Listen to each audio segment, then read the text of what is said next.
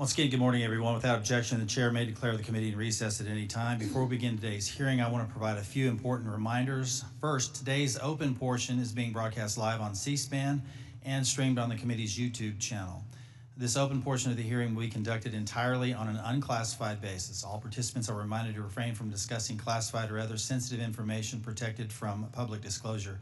I will adjourn this open session following completion of one round of questions, and we will then move into a closed session where such questions can be asked.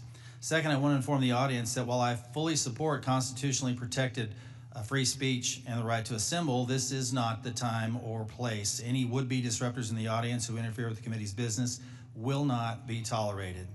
For this event, members will have 5 minutes with witnesses. I would ask each of my colleagues to keep both your questions and complete answers from the witnesses within those allotted 5 minutes. Any last questions that can't be answered in time will be submitted for the record. In the same manner in which the House Permanent Select Committee on Intelligence has conducted itself in recent worldwide threats hearings, I expect that we will continue to act in a bipartisan and respectful manner during today's event. I'm confident all members can treat each of our witnesses today with due respect, consistent with past practice. This worldwide threats hearing provides the American people the opportunity to hear directly from our intelligence community leadership on the threats that face our nation. It's my pleasure to welcome our witnesses to today's hearing: Director of National Intelligence, the Honorable Tulsi Gabbard; Director of Central Intelligence Agency, the Honorable John Ratcliffe; Director of the Federal Bureau of Investigation, the Honorable Kash Patel; Director of National Security Agency, General Tim Haugh; Director of Defense Intelligence Agency, Lieutenant General Jeffrey Kruse. Thank you all for being here. First, I want to address an issue that was made public earlier this week regarding a group text message exchange that included several members of President Trump's national security leadership team and a journalist. Yesterday, our colleagues on the Senate Select Committee on Intelligence held their hearing on the annual threat assessment, and unfortunately, instead of exploring the real and existential threats that face our nation, which is the purpose of this hearing, this issue consumed most of their time. While I will address this topic further in my questions, it's my sincere hope that we use this hearing to discuss the many foreign threats facing our nation. I have deep concerns about the state of our national security. The war between Russia and Ukraine has just surpassed 3 years and now includes North Korean troops on the battlefield. Iran remains the world's largest state sponsor of terrorism, supporting terrorist organizations throughout the Middle East like Hezbollah and Hamas, fueling the latter's war with Israel and Gaza. The threat of the Chinese Communist Party, or CCP, has metastasized worldwide, expanding a robust military and espionage capability well beyond the Pacific, including here within the Western Hemisphere. The CCP's aggressiveness in operations below the level of armed conflict continues to grow. For example, they have sponsored cyber attacks against United States critical infrastructure and even recruited a New York State governor's office employee into being an undisclosed agent of the CCP. And after 4 years of a catastrophic open border policy and limited and in many cases no vetting, we have seen an explosion of illegal migrants crossing our border since 2021. In fiscal year 2024, 516 were identified to be known or suspected terrorists, 106 of whom tried to sneak into our country between ports of entry. And these are just the ones we caught of the nearly 3 million encounters recorded by Customs and Border Protection. We've also seen an ISIS-affiliated human smuggling network bringing more than 400 migrants into the United States. And this occurs through networks associated with cartels and gangs from Sinaloa to CJ&G, who present an unacceptable risk to the security of the American people. In the midst of such threats, many have understandably lost trust in the intelligence community. One reason I'm particularly concerned about is the pattern of lapses I've seen in analytic integrity and objectivity in some of the assessments provided by the IC in the last few years. From President Trump-Russia collusion fiasco to the origins of the COVID-19 pandemic to anomalous health incidents, there have been numerous instances of the IC suppressing certain reporting, using substandard reporting to support a pre-decided thesis, and failure or refusal to consider plausible alternative analyses. That, combined with many other examples of weaponized government, results in a situation where the United States is facing very real threats, while many of our citizens lack trust in those they empower to inform on or counter these threats. Look, I've been honored to serve our country for many years now, first as an explosive ordnance disposal technician in the Army, now as a representative for the 1st District of Arkansas and chairman of this committee. In my time here, I've traveled the world and met with countless IC employees, from everyday Americans doing challenging and often dangerous work of intelligence to agencies directors like yourselves. The vast majority of those people are honest, hardworking, patriotic Americans that silently and without accolades do difficult jobs, often in austere places, sacrificing time with their families and in some cases putting themselves in danger, all in order to serve the United States. These silent warriors deserve our gratitude and our respect. They do not deserve to have their reputations besmirched by poor leadership. Unfortunately, in recent years, we've seen instances of politicized, self-serving, dishonest leaders sustaining the reputation of our institutions and patriots by abusing the powers and sacred trust given to them by the American people. We have some real work to do. You in your roles as leaders of prestigious organizations and us as members of this committee charged with conducting honest and rigorous oversight must ensure that our institutions work for the American people. Those that don't uphold the stringent standards of integrity that the American people expect and deserve must be held accountable.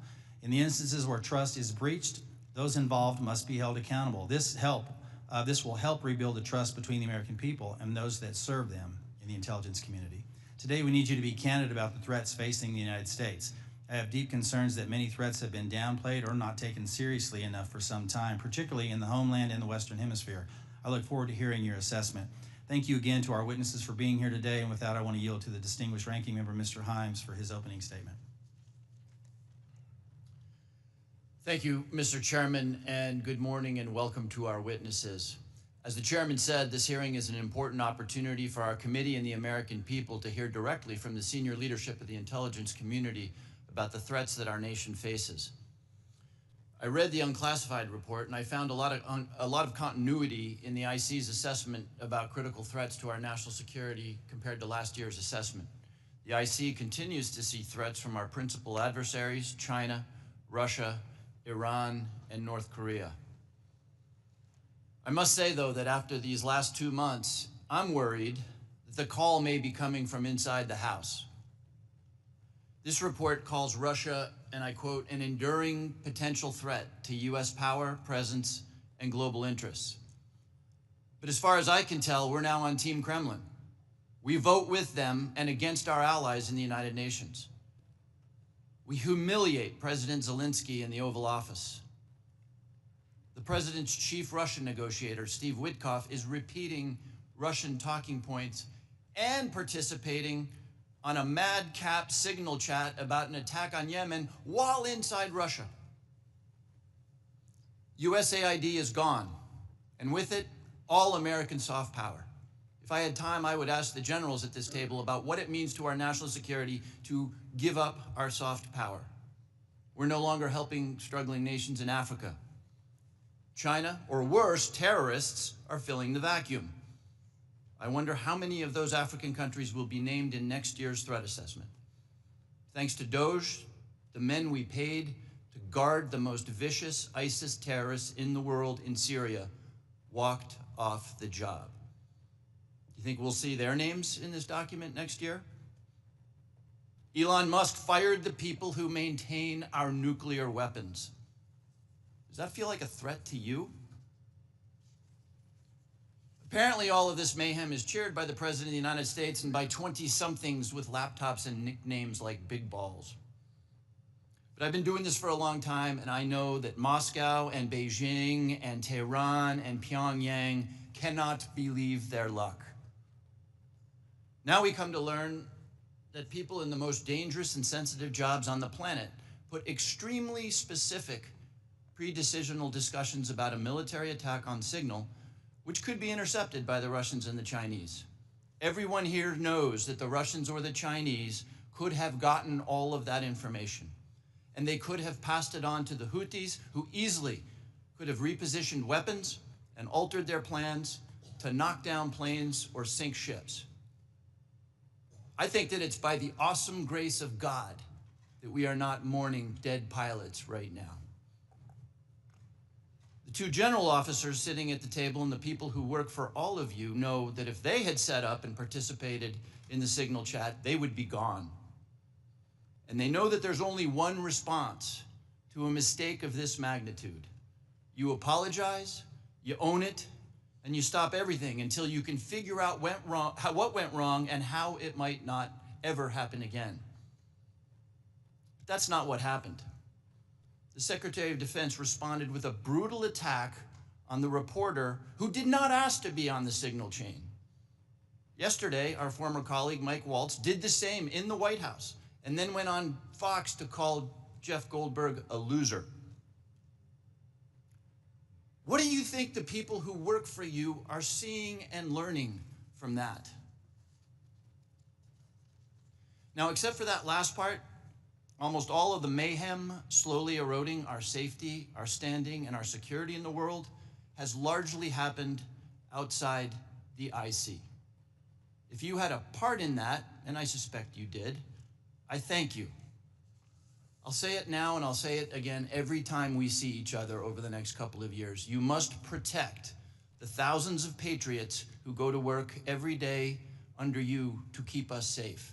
You need to go to work every day thinking about their morale, their well-being, and their protection. I've done intelligence oversight for more than a decade. It's my job to ask you the tough questions and maybe even make you uncomfortable.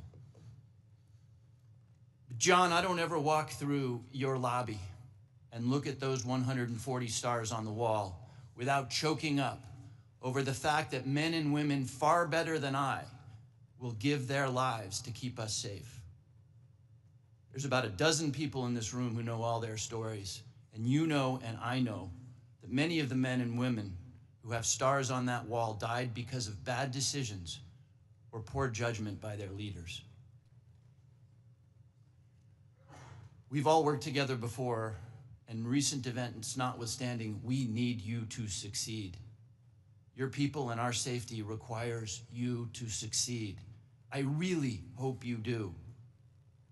But let me say now that if some over-caffeinated 20-year-old succeeds in firing your linguists, or your mathematicians, or your paramilitary officers, if you shut down some unit because Steve Bannon or Seb Gorka doesn't like it, America will be less safe, and people will get hurt. And I and this committee and history will be very unkind.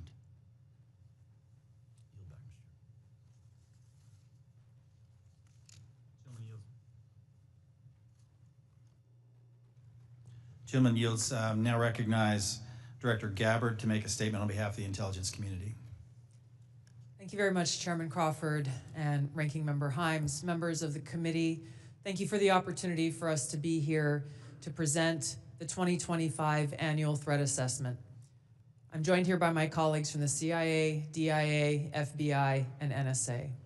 Our testimony today offers the collective assessment of the 18 U.S. intelligence elements making up the U.S. intelligence community and draws on the intelligence collection and information available to the IC from open source and private sector and the expertise of our analysts.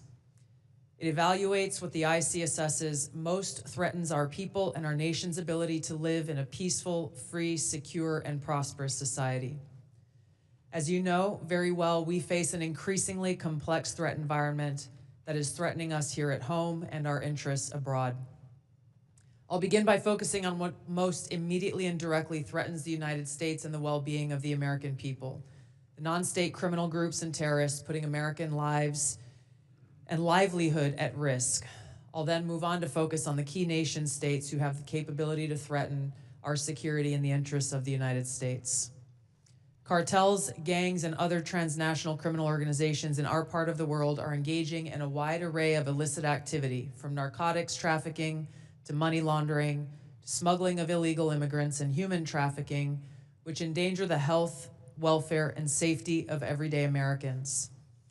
Based on our latest reporting available for the year-long period ending October 2024, cartels were largely responsible for the deaths of more than 54,000 American citizens due to synthetic opioids.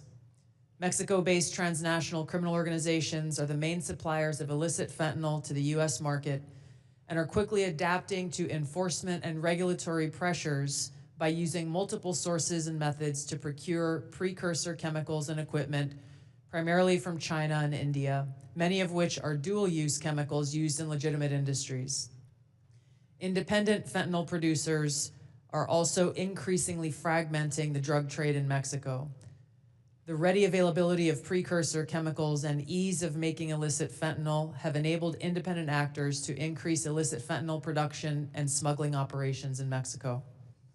Cartels are profiting from human trafficking and have likely facilitated More than 2 million illegal immigrants encountered by law enforcement at the U.S. southwest border in 2024 alone, straining our vital resources and putting the American people at risk. Criminal groups drive much of the unrest and lawlessness in the Western Hemisphere. They also engage in extortion, weapons and human smuggling, and other illicit and dangerous revenue-seeking operations, including kidnapping for ransom, forced labor, and sex trafficking. While some of these key drivers of migrants are expected to persist, heightened U.S. border security enforcement and deportations under the Trump administration are proving to serve as a deterrent for migrants seeking to illegally cross our borders. U.S. Border Patrol apprehensions along the southwest border in January 2025 dropped 85% from the same period in 2024. Transnational Islamist extremists such as ISIS and Al-Qaeda and affiliated jihadi groups continue to pursue, enable, or inspire attacks against the United States and our citizens abroad and within the homeland to advance their ultimate objective of establishing a global Islamist caliphate. This includes heightened efforts to spread their ideology to recruit and radicalize individuals in the U.S. and the West. While the New Year's Day attacker in New Orleans had no known direct contact with ISIS terrorists, he was influenced and radicalized by ISIS ideological propaganda, as one example. Al-Qaeda and its affiliates continue to call for attacks against the United States as they conduct attacks overseas. These jihadist groups have shown their ability to adapt and evolve, including using new technology and tactics to spread their ideology and recruit new followers. A range of non-state cyber criminals are also targeting our economic interests, our critical infrastructure, and advanced commercial capability for extortion, other coercive pursuits, and financial gain.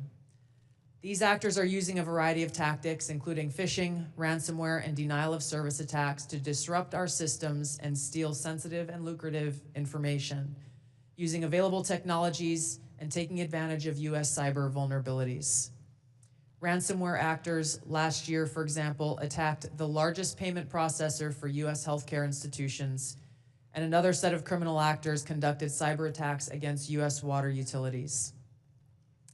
Some of these non-state cyber actors also operate as proxies for or emulate similar activities being carried out by major state actors. The IC sees China, Russia, Iran, and North Korea engaging in activities that could challenge U.S. capabilities and interests, especially related to our security and economy. They are in some cases working together in different areas to target U.S. interests and to protect themselves from U.S. sanctions. At this point, the IC assesses that China is our most capable strategic competitor. Under the leadership of Xi Jinping, the People's Republic of China seeks to position itself as a leading power in the world stage, economically, technologically, and militarily. Beijing is driven in part by a belief that Washington is pursuing a broad effort to contain China's rise and undermine CCP rule. China's most serious domestic challenge is probably China's slowing economy and the potential instability that could occur if socioeconomic grievances lead to large-scale unrest. Growing economic tensions with the United States and other countries could also weigh on China's plans for economic growth and domestic job creation. China's military is fielding advanced capabilities, including hypersonic weapons, stealth aircraft, advanced submarines, stronger space and cyber warfare assets, and a larger arsenal of nuclear weapons. While it appears they would like to develop and maintain positive ties with the United States and the Trump administration to advance its own interests and avoid conflict, China is building its military capability in part to gain an advantage in the event of a military conflict with the United States around the issue of China's efforts towards unification with the Republic of China or Taiwan. Beijing is advancing its cyber capabilities for sophisticated operations aimed at stealing sensitive U.S. government and private sector information and pre-positioning additional asymmetric attack options that may be deployed in a conflict. China's cyber activities have been linked to multiple high-profile breaches, including last year's massive compromise of U.S. telecom infrastructure, commonly referred to as Salt Typhoon. Beijing currently dominates global markets and strategically important supply chains, for example, with the mining and processing of several critical minerals. In December, China imposed an export ban to the United States on gallium, germanium, and antimony, all of which are important to the production of semiconductors and our defense technologies. This was in direct response to U.S. export controls on chips designed to broadly limit PRC access to advanced chips and chip-making equipment. China also aims to compete in other critical global industries, including AI, legacy semiconductor chip production, biomanufacturing and genetic sequencing, and medical and pharmaceutical supply production. Russia's nuclear and conventional military capabilities, along with its demonstrated economic and military resilience, make it a formidable competitor. Moscow has more nuclear weapons than any other nation that could inflict catastrophic damage on the United States and the world in the event of a major war that Russian leaders feared put them and their regime at serious risk. In late 2024, Russia announced updates to its public nuclear doctrine, expanding the conditions under which Russia would consider using nuclear weapons. Russia is building a more modern and survivable nuclear force designed to circumvent U.S. missile defense through reliable retaliatory strike potential. It intends to deter the U.S. by holding the U.S. homeland at risk and by having the capabilities to threaten nuclear war in a conflict. Russia's developed advanced cyber capabilities and has attempted to pre-position access to U.S. critical infrastructure for asymmetric options and make it a persistent cyber threat. Russia's cyber activities have been linked to multiple high-profile breaches, including the 2023 hack of Microsoft. Russia is also fielding new capabilities in anti-satellite weapons meant to degrade U.S. and allied space infrastructure. Among Russia's most concerning developments is a new satellite intended to carry a nuclear weapon as an anti-satellite weapon, violating long-standing international law against such activity and putting the U.S. and global economy at risk. Iran continues to seek to expand its influence in the Middle East, despite the degradation to its proxies and defenses during the Gaza conflict. Iran has developed and maintains ballistic missiles, cruise missiles, and UAVs, including systems capable of striking U.S. targets and allies in the region. They've shown a willingness to use these weapons, including during a 2020 attack on U.S. forces in Iraq and in attacks against Israel in April and October 2024. Iran's cyber operations and capabilities also present a serious threat to U.S. networks and data. The IC continues to assess that Iran is not building a nuclear weapon, and Supreme Leader Khamenei has not authorized the nuclear weapons program that he suspended in 2003. We continue to monitor closely if Tehran decides to reauthorize its nuclear weapons program. In the past year, we've seen an erosion of a decades-long taboo in Iran on discussing nuclear weapons in public, likely emboldening nuclear weapons advocates within Iran's decision-making apparatus. Iran's enriched uranium stockpile is at its highest levels and is unprecedented for a state without nuclear weapons. Iran will likely continue efforts to counter Israel and press for a U.S. military withdrawal from the region by aiding, arming, and helping to reconstitute its loose consortium of like-minded terrorist actors, which it refers to as its axis of resistance. Although weakened, this collection of actors still presents a wide range of threats, including to Israel's population, U.S. forces deployed in Iraq and Syria, as well as U.S. and international military and commercial shipping and transit. North Korean leader Kim Jong-un is pursuing stronger strategic and conventional capabilities that can target U.S. forces and allies in the region, as well as the U.S. homeland, to bolster North Korea's leverage and stature, defend its regime, and achieve at least tacit recognition as a nuclear weapons power. Kim's recently cemented strategic partnership with Russia supports these goals by providing him with greater financial, military, and diplomatic support, reducing its reliance on China, and providing North Korean forces and weapons systems with warfighting experience. Kim views his strategic weapons advances, its deepening ties with Russia, and its economic durability as strengthening his negotiating position against Washington's demands for denuclearization and lessening Kim's need for sanctions relief. Since 2022, China, Russia, Iran, and North Korea have grown closer. Removing the accelerant of the war in Ukraine is unlikely to revert these bilateral relationships to a pre-war 2021 baseline, leaving room for new strategic priorities in world events to create new incentives or challenges to their expanded cooperation. Russia has been a catalyst for much of this expansion, driven heavily by the support it has needed for its war against Ukraine, including protection from US and Western sanctions. In addition to exchange of military and other resource capabilities with North Korea, Russia has relied more heavily on China's financial and defense industry backing and has increased combined military exercises with China. With Iran, Russia has also expanded financial ties to mitigate sanctions. Iran has become a critical military supplier to Russia, especially of UAVs, in exchange for Russian technical support for Iranian weapons, intelligence, and advanced cyber capabilities. The threats that we see to the U.S. to U.S. national security are both complex and multifaceted. In closing, I want to address briefly the signal chat issue that I know many of you are concerned about. The President and National Security Advisor Waltz held a press conference yesterday with a clear message. It was a mistake that a reporter was inadvertently added to a signal chat with high-level national security principals having a policy discussion about imminent strikes against the Houthis and the effects of the strike. National Security Advisor has taken full responsibility for this, and the National Security Council is conducting an in-depth review along with technical experts working to determine how this reporter was inadvertently added to this chat. The conversation was candid and sensitive, but as the President and National Security Advisor stated, no classified information was shared. There were no sources, methods, locations, or war plans that were shared. This was a standard update to the National Security Cabinet that was provided alongside updates that were given to foreign partners in the region. The Signal Message app comes pre-installed on government devices.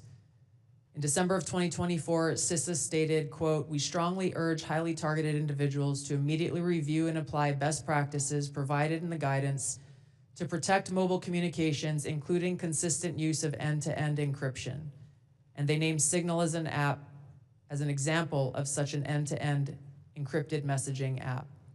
Ideally, these conversations occur in person. However, at times, fast-moving coordination of an unclassified nature is necessary where in-person conversation is not an option. I'm also aware that a lawsuit was filed yesterday on this issue. As a result of that pending litigation, I'm limited in my ability to comment further on that specific case. My Office of General Counsel will be in close contact with the Department of Justice on this matter. The most important thing to the American people and to all of us is the success of this military operation against terrorists who have been and continue to attack American service members was extremely successful, thanks to the leadership of President Trump and the actions of our brave men and women in uniform. As the heads of the American people's intelligence community, we will continue to provide the President, you in Congress, and our warfighters with timely, unbiased, relevant intelligence to keep our country secure, free, prosperous, and at peace. Thank you, Mr. Chairman. Thank you, Director Gabbard. We now turn to member questions. I'll recognize myself for 5 minutes. I want to talk about, before I get into the threats, I want to talk about something we've talked about in this committee and in this setting before. We've had IC agency leaders commit to complying with our document requests but not follow through. I don't know if this is due to direction from previous administration or middle management obstruction, but I find it completely unacceptable. In fact, I had to subpoena the NSA in order to cooperate with our AHI investigation last year. As you all know, it's the charge of this committee to conduct rigorous oversight, and part of that oversight is to occasionally requires us that we request documents from your organizations to enable our investigations. We cannot adequately do our jobs without your partnership and your cooperation. General Haugh and General Kruse, we had this conversation here before last year, and I'm not satisfied with your responsiveness. Therefore, I'm going to ask that question again on the record in this open setting to each of you. Do I have your unequivocal commitment to cooperating with document or other information requests from this committee, General Haugh? You do, Chairman. Thank you, General. Director Patel. You do, Mr. Chairman. Director Gabbard, Yes, Chairman. Director Ratcliffe. Yes, you do, Chairman and Ranking Member. And I want to start by saying it's good to be back. It's good to see you. And as you all know, I have a special appreciation for the work that this committee does, having previously been a member. I also understand the importance of the oversight role that it has. And so you have my full commitment and my understanding about what your responsibilities are and my obligation to keep you fully and currently informed, and I will do that. Appreciate that. General Kruse. Chairman, of course, you have our continuing support on this critically important effort for the nation. Thank you, I appreciate that. I want to turn now to something that's a topic of conversation and really needs to be, and that's our own neighborhood here in our Western Hemisphere. I mentioned in my opening statement, I'm deeply concerned about encroachment in the Western Hemisphere, not just by China, but other adversaries like Russia and Iran, from Russian military cooperation with and support to Venezuela and Nicaragua, CCP-linked companies' acquisition of critical assets in Central and South America, Iran's defense agreement with Bolivia, the establishment of a technical military cooperation commission including Venezuela, Cuba, China, Russia, and Iran. And I could list several more alarming examples. I'm afraid we focus so much of our attention across the world that we've lost sight of our own neighborhood, leading to the anti-American regimes gaining permanent footholds within striking distance of the homeland. So Director Gabbard, to the extent that you can discuss it in this setting, what is the intelligence community's assessment of adversary encroachment in the Western Hemisphere? Thank you, Mr. Chairman. We'll be able to go into greater detail in the closed session, but the intelligence community assessment reflects what you have just detailed and outlined.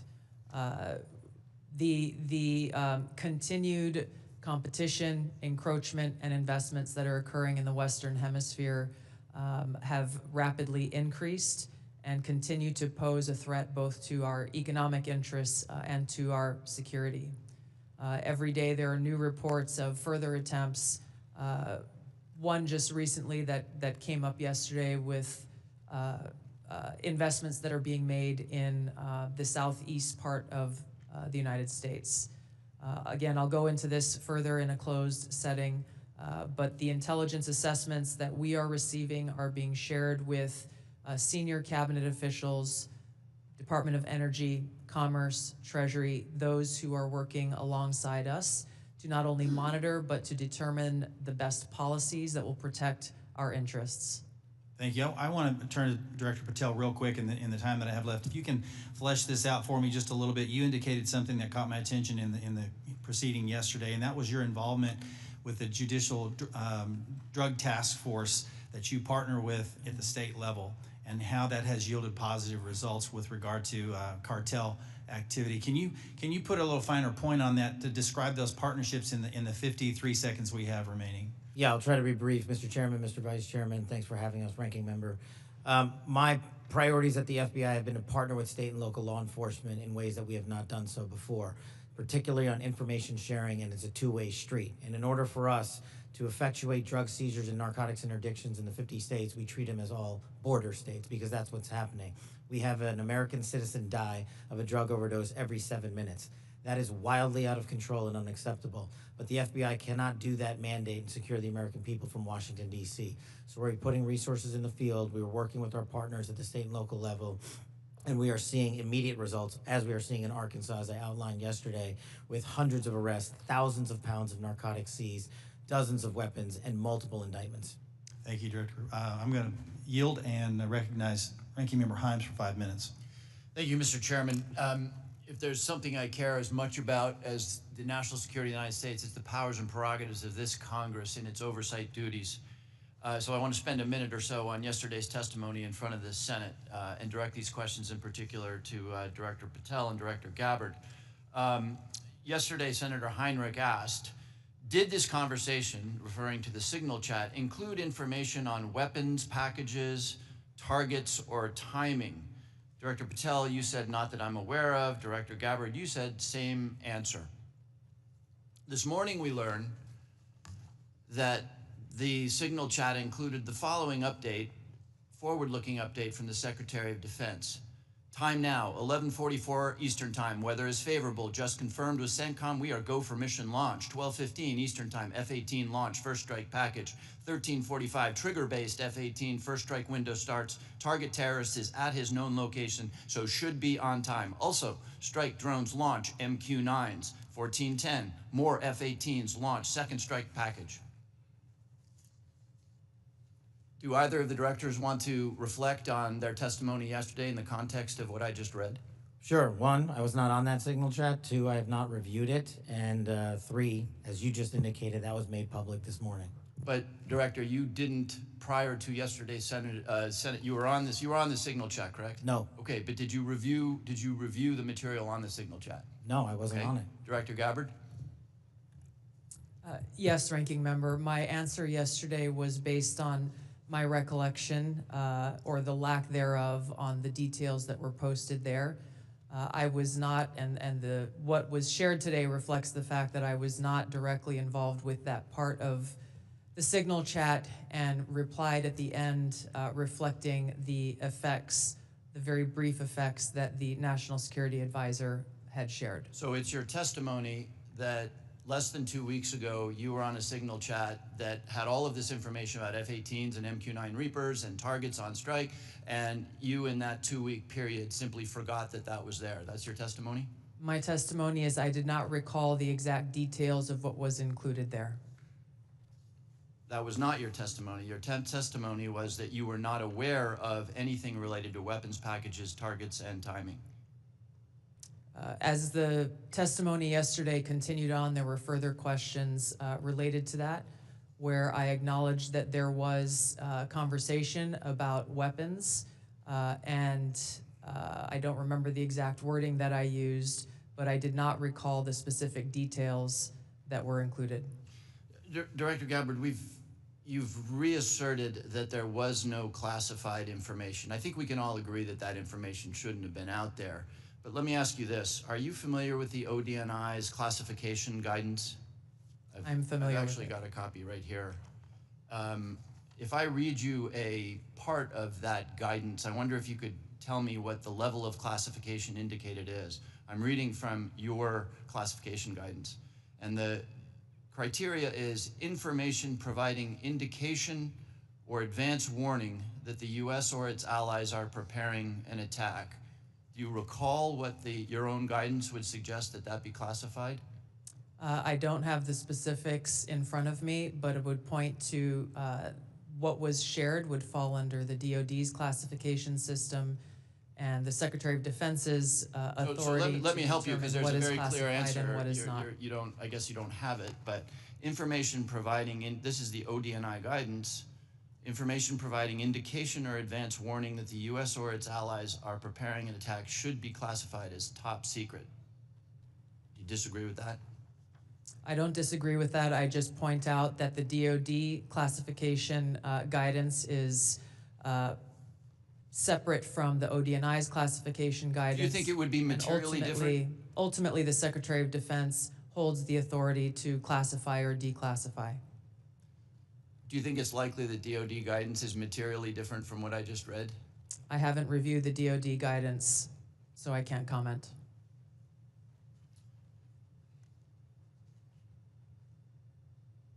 Director Gabbard, a lot of this suggests sort of a lack of sobriety. When there's punch emojis and fire emojis, it's a lack of sobriety. I don't mean that literally. But I have one last question for you, because I think people really listen to what you have to say. You, on March 15th, as DNI, retweeted a post from Ian Miles Chong, who is listed on RT, that's Russia Today's website, as, quote, a political and cultural commentator who has contributed content to RT since at least 2022. Director Gabbard, do you think that it's responsible for you as head of the intelligence community and the principal presidential intelligence advisor to retweet posts from individuals affiliated with Russian state media? That retweet came from my personal account, and I would have to go back to look at the substance of the tweet. Can I, just so that we don't have a lack of confusion amongst our allies and enemies and us, can I act perhaps that you not think that you should be saying one thing on your personal account than you say officially? I maintain my First Amendment rights to be able to express my own personal views on different issues. Thank you. I yield back, Mr. Chairman. Gentleman yields. Now recognize the distinguished Vice Chairman, General Kelly. Yeah, I now, for the first 30 seconds, Mr. Ratcliffe, or Director Ratcliffe, formerly known as Texas, from this Mississippi guy, I'd like to give you 30 seconds if you have anything to respond to what Ms. Gabbard Director Gabbard, I'm sorry, just said. Well, Mississippi, it's good to see you again, and I appreciate the opportunity. You know, there's so much talk about this Atlantic article and about things that were said and that could have happened instead of a focus on what did happen. So my responsibility as CIA director, one of its responsibilities is to kill terrorists. And that's exactly what I did along with President Trump's excellent national security team. That's what we should be focused on. With regard to that article, I also would appreciate the opportunity to relay the fact that yesterday I spent 4 hours answering questions from senators as a result of that article that were intimating that I transmitted classified information because there were hidden messages. Those messages were revealed today and revealed that I did not transmit classified information, and that the reporter, who I don't know, I think intentionally intended it to indicate that. That reporter also indicated that I had released the name of an undercover CIA operative in that signal chain. In fact, I had released the name of my chief of staff, who is not operating undercover. That was deliberately false and misleading, and I appreciate the opportunity to reflect that my answers haven't changed. I used an appropriate channel to communicate sensitive information. It was permissible to do so. I didn't transfer any classified information. And at the end of the day, what is most important is that the mission was a remarkable success, is what everyone should be focused on here, because that's what did happen, not what possibly could have happened. Thank you, Director Ratcliffe. Director Patel, thank you for the great job that you've done. So first of all, your coordination and trying to comply with the letter that was sent last year and the year before asking for the baseball shooting, of which what I got was basically what happened on the field, and I was there, so I don't need to know that, although no one from the FBI ever talked to me about what happened. They talked to people who were not there. But I appreciate your commitment to getting us the full unredacted report, or the redactions are to protect innocent people who are not part of the process, not the people who made decisions to classify that as suicide by a cop as opposed to an assassination attempt of many members of Congress, of which I was one. Thank you for your commitment, Director Patel, because I know that you will give us what we have asked for so that we can put this to rest, Mr. Winstrup, myself, and several others. Can I get your commitment to do that, Director Patel?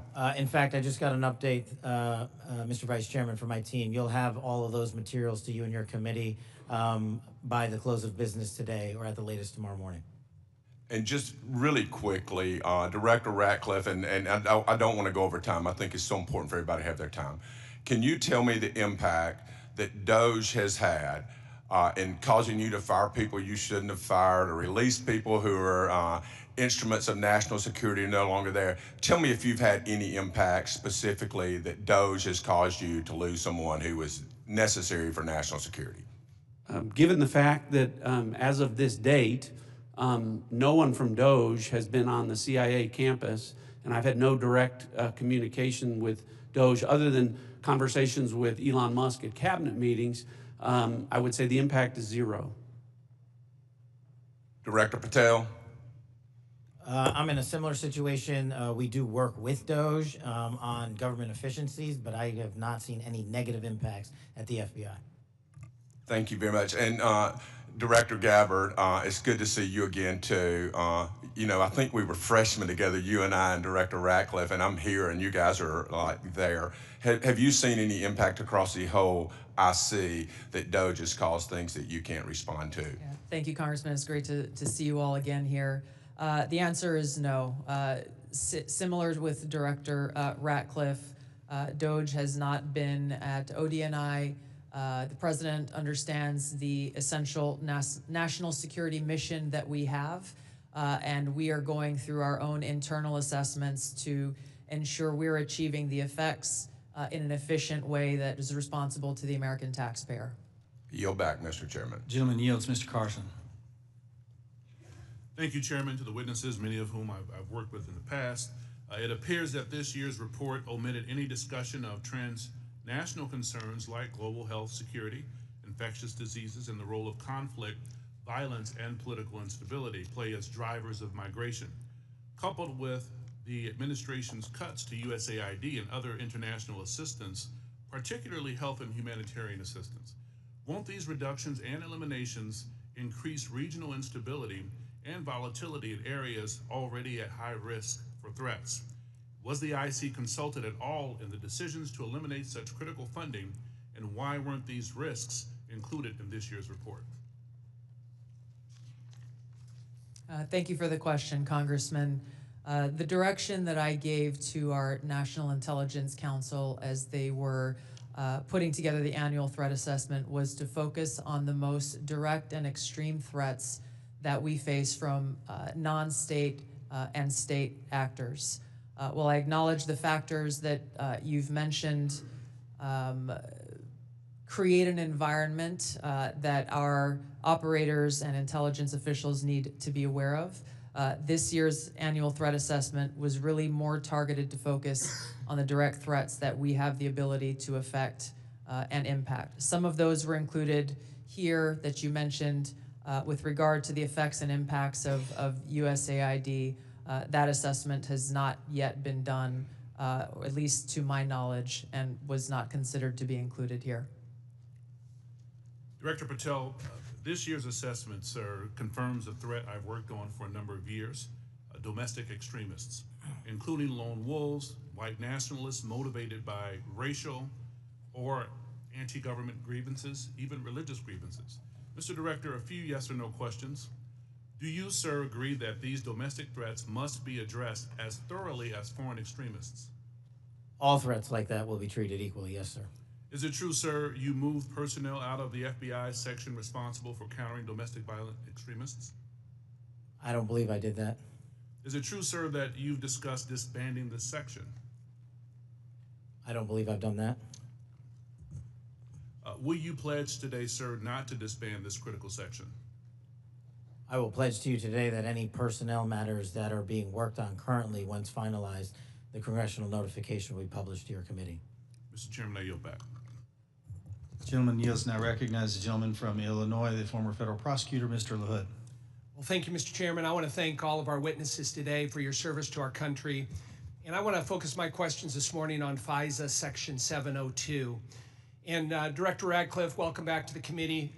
In your confirmation hearing before the Senate, you were asked extensively about FISA and Section 702, and I think laid out a compelling narrative on how, as you described it, quote, how indispensable it is to national security. And you were also asked about a warrant requirement on Section 702. And your answer to that was, quote, on whether a warrant makes sense on 702, your quote was, the answer is no. We're talking about national security issues where sometimes minutes matter in the ability to disrupt or interdict the bad actors or to act upon the intelligence that you can gain from that, unquote. Director, I wanted to ask you, is that still your belief today regarding the warrant requirement? Congressman, it absolutely is. You've accurately reflected my prior testimony. It is also my testimony that 702 is indispensable to our intelligence picture, and the loss of it would be catastrophic to CIA. And the reason that I say that from this position is not only is 50% of all of our critical analysis provided to the President as Commander-in-Chief in the President's daily brief 702 derived, 70% of CIA's success with regard to advanced weapons counterproliferation is the result of 702 collected information. And finally, 90% of CIA's successful interdictions with regard to synthetic drugs like fentanyl are the result of 702 collection. It's absolutely indispensable to the work that CIA does, and I'm glad that you gave me the opportunity to reflect that to this committee. Thank you, Director. And just to ask a follow-up on that, as you know, in the House last year when we had our FISA reform and Section 702 reform measures put in place, you know, we had a debate, robust debate on the House floor regarding the warrant requirement. It was a very, very close vote, 212 to 212. Director Ratcliffe, what can you tell our members to alleviate and reassure them on, again, the harm that a warrant requirement would do to 702? Well, Congressman, it would impose a de facto ban on lawfully querying previously collected data to find threats against U.S. persons and government officials. So that would be, again, catastrophic to our efforts to keep our community safe. And I would also point out, because I know that these are legitimate concerns with regard when we talk about FISA and 702 specifically, everyone on this committee recalls that when I was a member, I also called out FISA abuses when they occurred. And I don't want there to be any violation of Americans' civil liberties and Fourth Amendment rights. But I would point to the CIA's frankly impeccable record of compliance, and we can talk about that more in a closed session. Thank you, Director. Director Patel, I want to turn to you. Similar in your Senate confirmation, you were asked extensively about 702. And as you know, in our bill that we passed last year, we put lots of reforms and changes and protocols in place for the FBI. And I know that you're supportive of many of those. Specifically on the impracticalities of a warrant requirement on 702, you were quoted as saying, when you were asked about it, it is almost impossible to make that function of the warrant requirement work and to serve the national no-fail mission. Is that still your testimony here today? It's great to see you, Congressman, and yes, that's my testimony. Thank you. As you know, the reforms that we put in place were significant, requiring the FBI personnel to get a supervisor or attorney approval to conduct U.S. person inquiries, requiring high-level approvals up to the FBI deputy director level before certain queries are conducted on U.S. elected or appointed officials, candidates, or media personnel, requiring the Department of Justice to audit all U.S. person queries performed by the FBI within 6 months of each, of 6 months of each query, reducing the number of FBI personnel who have the ability to query. Can you talk about the current implementation of those reforms and how that's going, Director Patel? Absolutely. With probably the most recent one, in terms of 702 query reviews, we only have about 200 left when it comes to U.S. persons, and we will promulgate those findings to you. But as of today, of all the U.S. persons queried in the 702 databases, there's only been one instance of negligent conduct. We have already implemented limited access to those who actually know how to use the FISA process in 702, and we have implemented a direct reporting structure to the Office of Director and the Deputy Director to make sure that anyone, whether it's intentional or unintentional, abuses the 702 query system is brought to our attention immediately, and we will take that on for action directly. And in terms of piggybacking off Director Ratcliffe's, the public defender in me realizes the importance of constitutional due process more than anyone. The staffer in me from the House Intelligence Committee may be the only person who has worked more on FISA reform and exposing FISA abuse in modern congressional history. And the terrorism prosecutor in me and the JSOC civilian in me tells me that we cannot do away with 702 or FISA Title I and Title III, but we can work with you and your committee to make it better. I don't know all those ideas. I don't have all those answers, but you have my commitment that we will use it appropriately going forward. Thank you, Director. I yield back. Gentleman yields. Mr. Castro. Thank you, Chairman. Tulsi, you and I came into the Congress together in 2013. And Kash, you and I was serving on the Intelligence Committee when you worked on the Intelligence Committee. And John, you and I are both from Texas, and we both served together on the Intelligence Committee. Y'all, the idea that this information, if it was presented to our committee, would not be classified, y'all know is a lie. That's ridiculous. I've seen things much less sensitive be presented to us with high classification. And to say that it isn't is a lie to the country. I want to ask the generals now. The NSA is principally in charge of intercepting things like signals intelligence from other countries.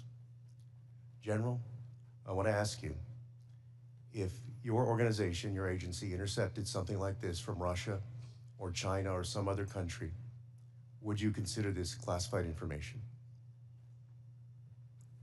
Representative, we would be classifying based off of our sources and methods.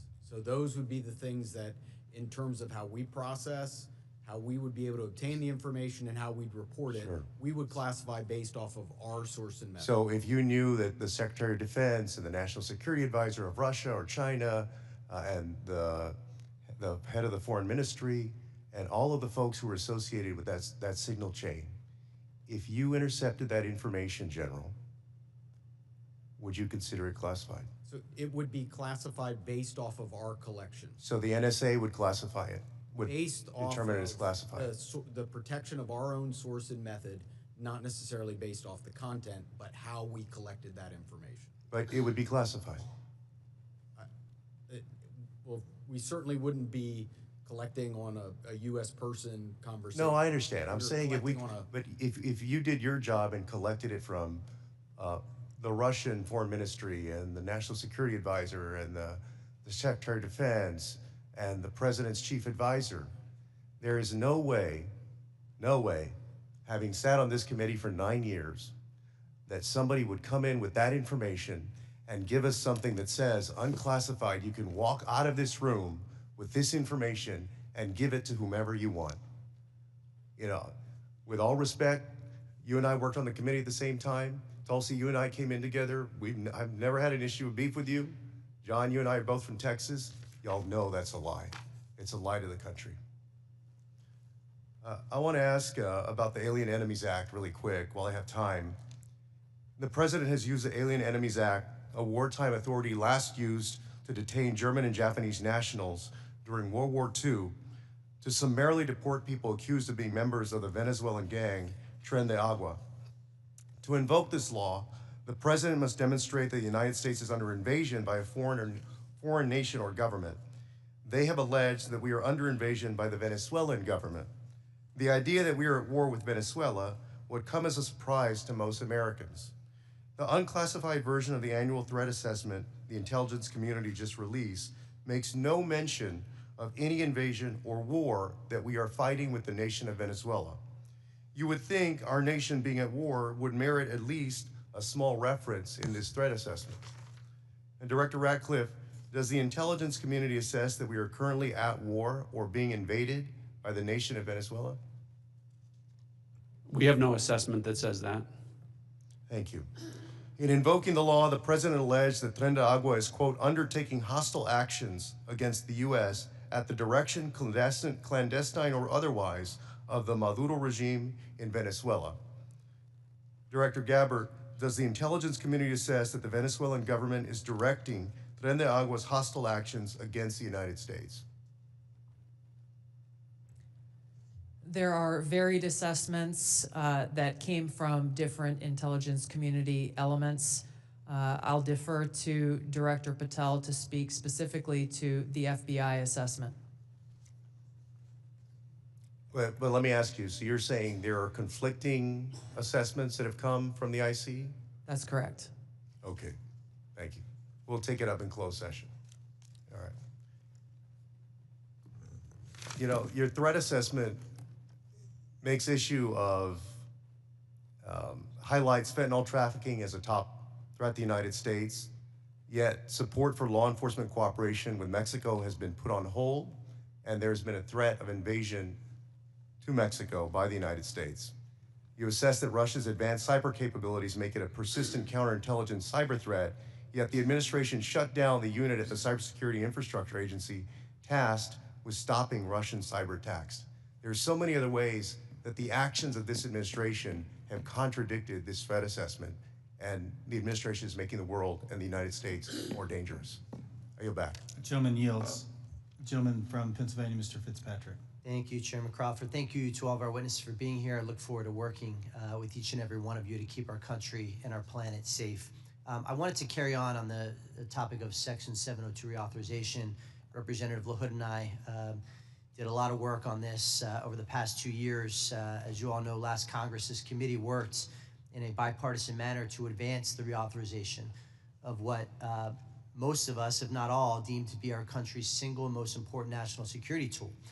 The result was what was titled the Reforming Intelligence and Securing America Act, which not only reauthorized Section 702, but equally important, it provided necessary reforms to our intelligence community in an effort to address past abuses. This was the largest single reform of the FBI and the IC in a generation, making sure that there are appropriate compliance guardrails that enhance accountability while still protecting the critical tools necessary for our nation's security. Just to name a few, in 2009, Section 702 protected our nation from an attack by an Al-Qaeda member who intended to detonate explosives in the Manhattan subway lines. In 2014, Section 702 helped prevent attacks by assisting in the removal of ISIS leader Haugh. In 2022, Section 702 contributed to the U.S. government's operation against the last remaining 9/11 architect, Ayman al-Zawahiri. And as we saw in the horrendous attacks of October 7th, an attack on the people of Israel, where Hamas killed over 1,200 innocent civilians, intelligence collection is essential to the safety and security of our population. We must never, ever see another attack the likes of 9/11, especially as a result of a self-inflicted intelligence failure. Not reauthorizing the use of this authority in this coming year would intentionally and willingly put the United States at a disadvantage against actors who seek our destruction. Representative LaHood touched on the warrant requirement. As you all know, that is really the linchpin here. And I think it's abundantly clear for members of this committee, members of this Congress, and for members of our intelligence committee to understand that a warrant requirement is on the collection of data. A warrant requirement cannot apply to the querying of already lawfully collected data. To follow that theory to its logical extreme would be to say that a police department who has an evidence locker containing lawfully collected data has to get a warrant to re-enter that evidence locker. It'd be akin to say to a police officer they cannot run a license plate, which is querying off of lawfully collected Department of Transportation data without getting a warrant. It would shut down the courts, it would shut down law enforcement, it would make our country much less safe.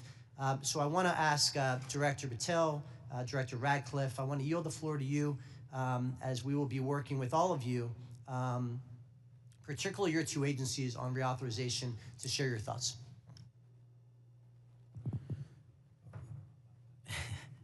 So it's great to see you, sir, and thanks for the question. Look, on 702, just to flesh out some of the more specific operational use that I have it with specifically relates to what you just said. When I was a terrorism prosecutor, we used 702 directly to prevent a shopping mall in Houston from being blown up. We used 702 collection directly to prevent an attack on the state capitol in the state of California. And those individuals were prosecuted and are currently in prison. And balancing that awesome responsibility with the constitutional protections that every American should have when we're talking about U.S. persons specifically is something that I keep in mind on every single decision surrounding 702.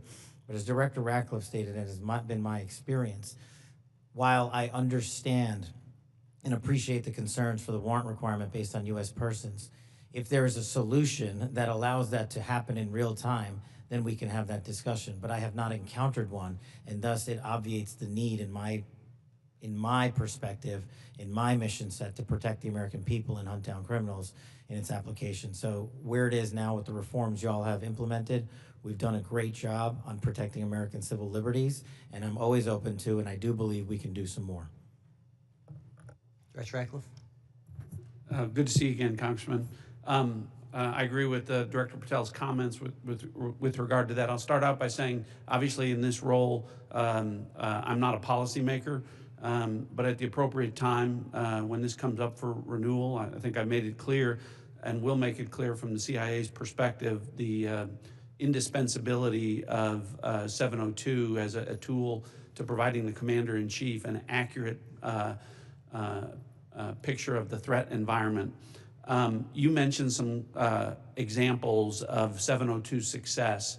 When we get into the classified session later this afternoon, I have some further examples of 702 success that we can talk about.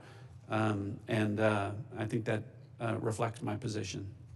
Thank you all. I yield back. The gentleman yields. Mr. Krishnamurthy. Good morning. Thank you, Mr. Chair, and thank you to our witnesses for coming. Thank you for your service. Director Gabbard, you said no classified information was included in the signal chat, correct? That's correct. And President Trump also said there was no classified information in the signal chat. And Secretary Hegseth said nobody was texting war plans. There was absolutely no classified info in that chat. Lieutenant General Kruse, I'd like to talk to you about a couple things real quick.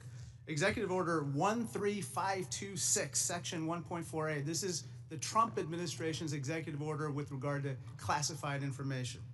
It says, information shall be classified if its unauthorized disclosure could reasonably be expected to cause damage to national security, including military plans, weapon systems, or operations. You don't disagree that that's accurately quoted, right? That's an accurate quote from the executive order. And DOD 5200.01, this is the DOD's manual on classification, says, quote, information shall be classified if its unauthorized disclosure could reasonably be expected to cause describable damage to national security. This includes military plans, weapon systems, or operations. You don't disagree that I quoted that accurately, right? That's also an accurate quote. Can I show you I'd like to show you the text that Secretary Hegseth actually published to the world. Now, Lieutenant General Kruse, as Ranking Member Himes said, it says, time now, weather is favorable, just confirmed with CENTCOM, we are a go for mission launch. Then it says at 12:15 Eastern, F-18's launch, first strike package. F-18s are military systems, correct? Weapon systems. They are. Okay.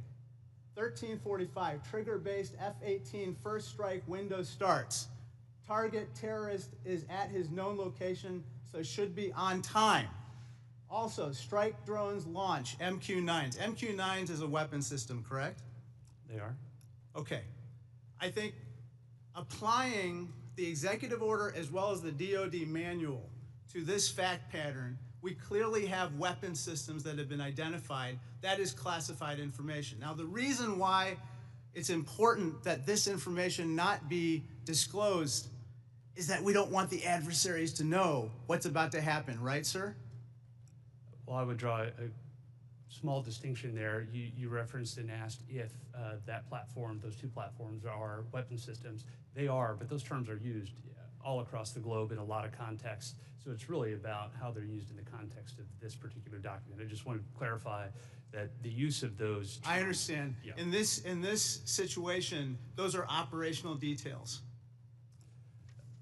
They are operational details, but again, as you quoted the DOD instruction, it's about operations. So as you further go down into what are the operational details, I think as we had a discussion yesterday, the important aspect, I think all of us are very familiar. This is classified information.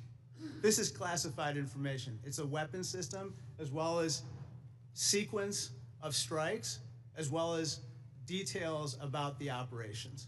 And so I think that just piggybacking off of what some other members have said, using the DOD's manual as well as the executive order in operation today with the Trump administration, this text message is clearly classified information.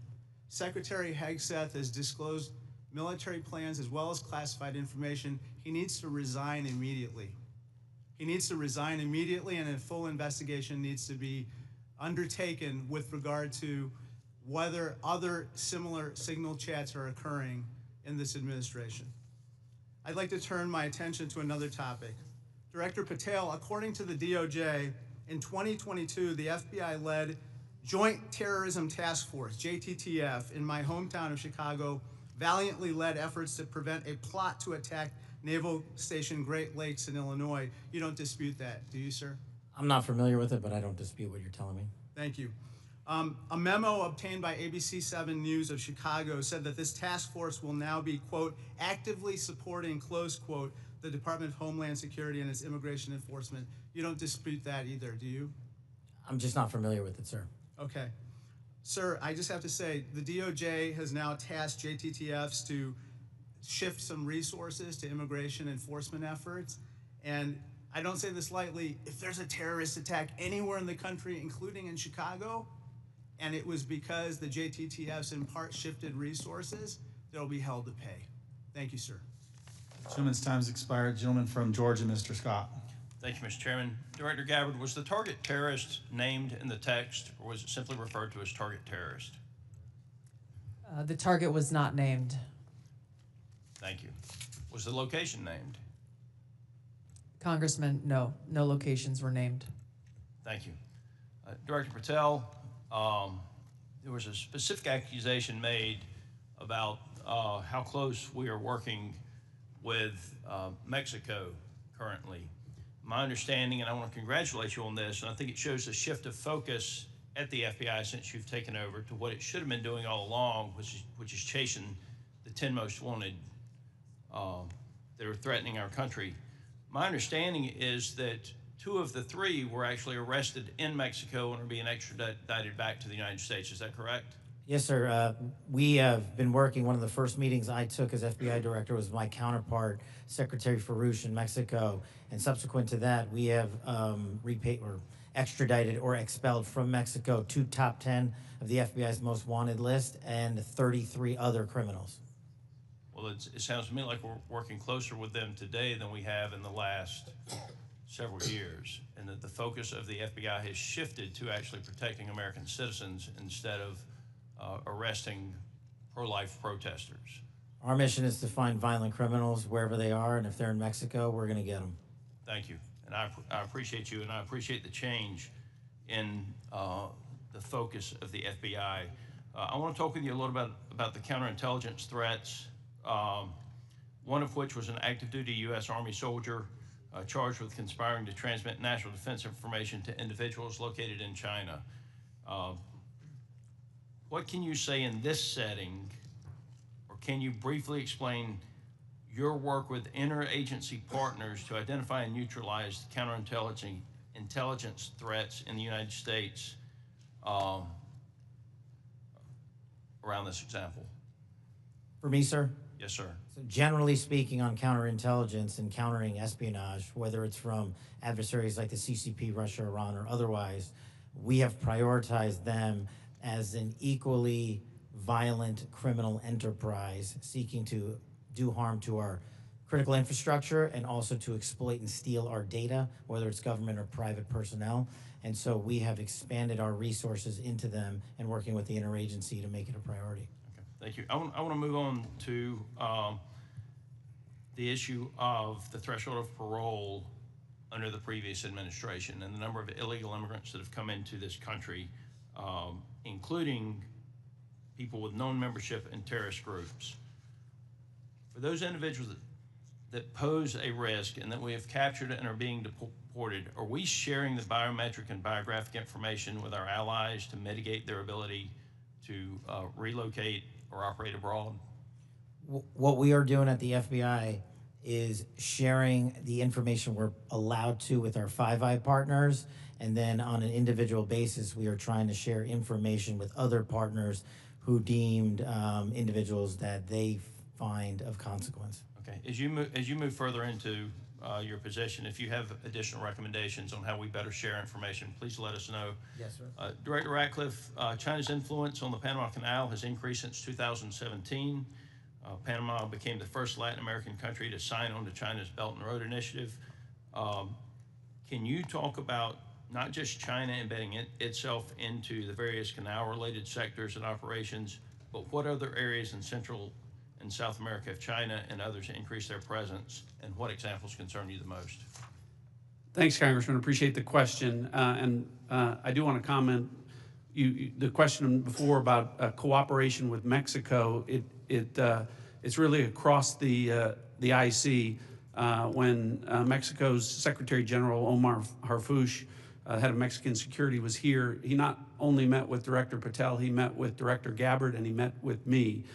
So we have been working on that, again, to the benefit of both our countries. To your point, the PRC throughout Central and South America continues to attempt to use its soft power to gain a foothold. They use direct aid to countries that need it. They also provide funding to universities to get a foothold to create influence.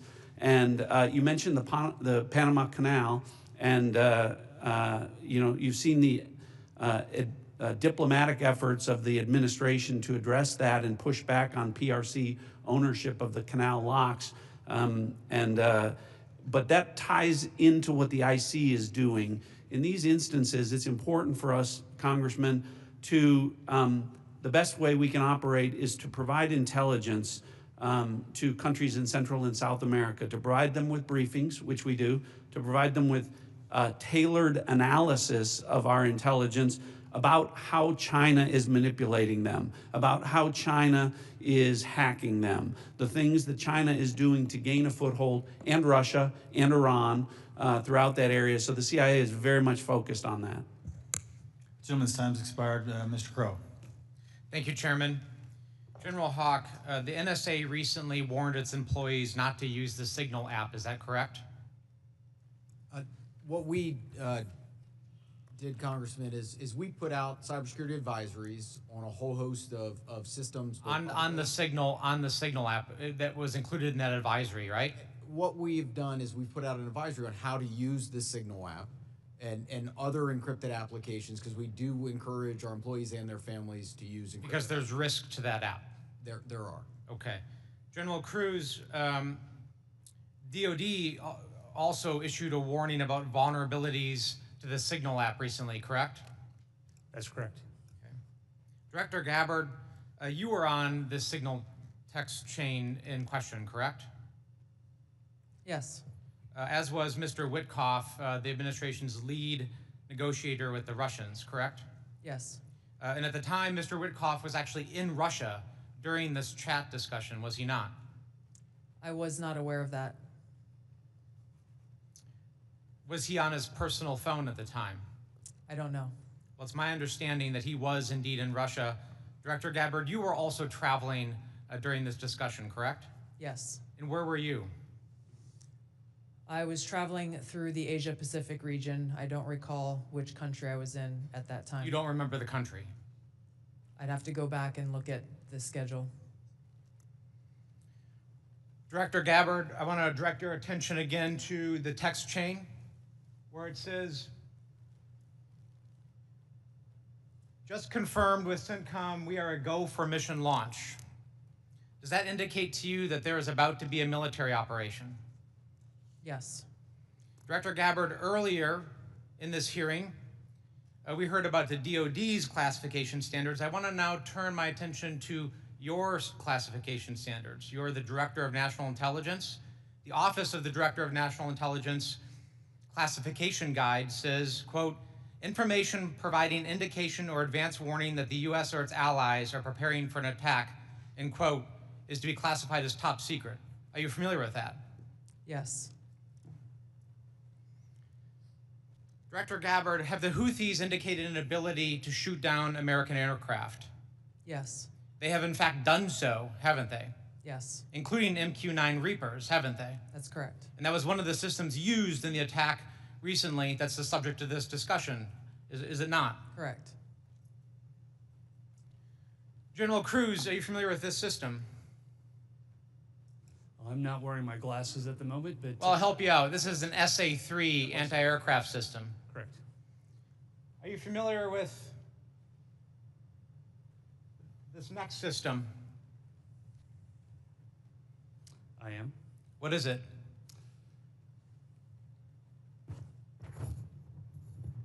I'm going to have to ask you. It's an SA-6. I'm going to guess that... This is also an advanced anti-aircraft system, is it not? It is. It was used widely in the Balkans in the 90s, correct? And the Houthis also have this system, don't they? They certainly do. And they've employed it against our aircraft, have they not? They have attempted to, correct. I spent my life in service to this country. I deployed 3 times to combat in service to this nation.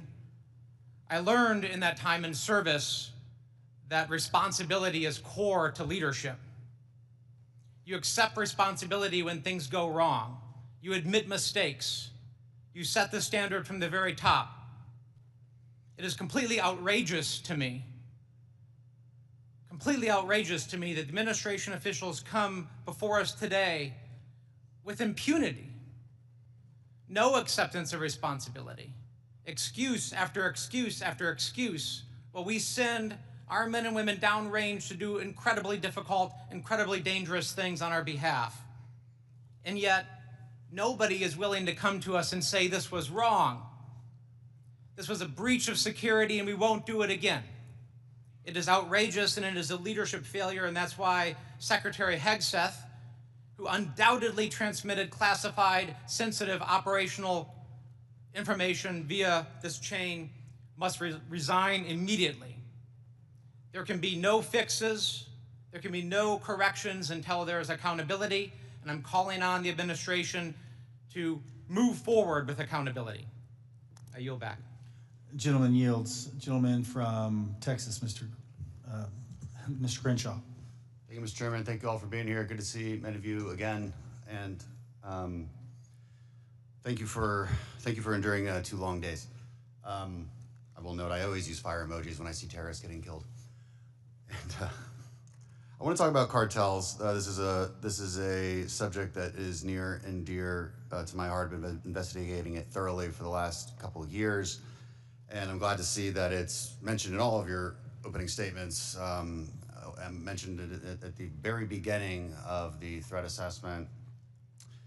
There's a lot to work on here. One of our task force, we had a cartel task force in Congress. One of our key findings was that there needs to be a centralized, maybe call it authority, or maybe call it office, maybe call it cartel czar within the administration that actually coordinates all the very different aspects of fighting this battle. Has anything like that been talked about?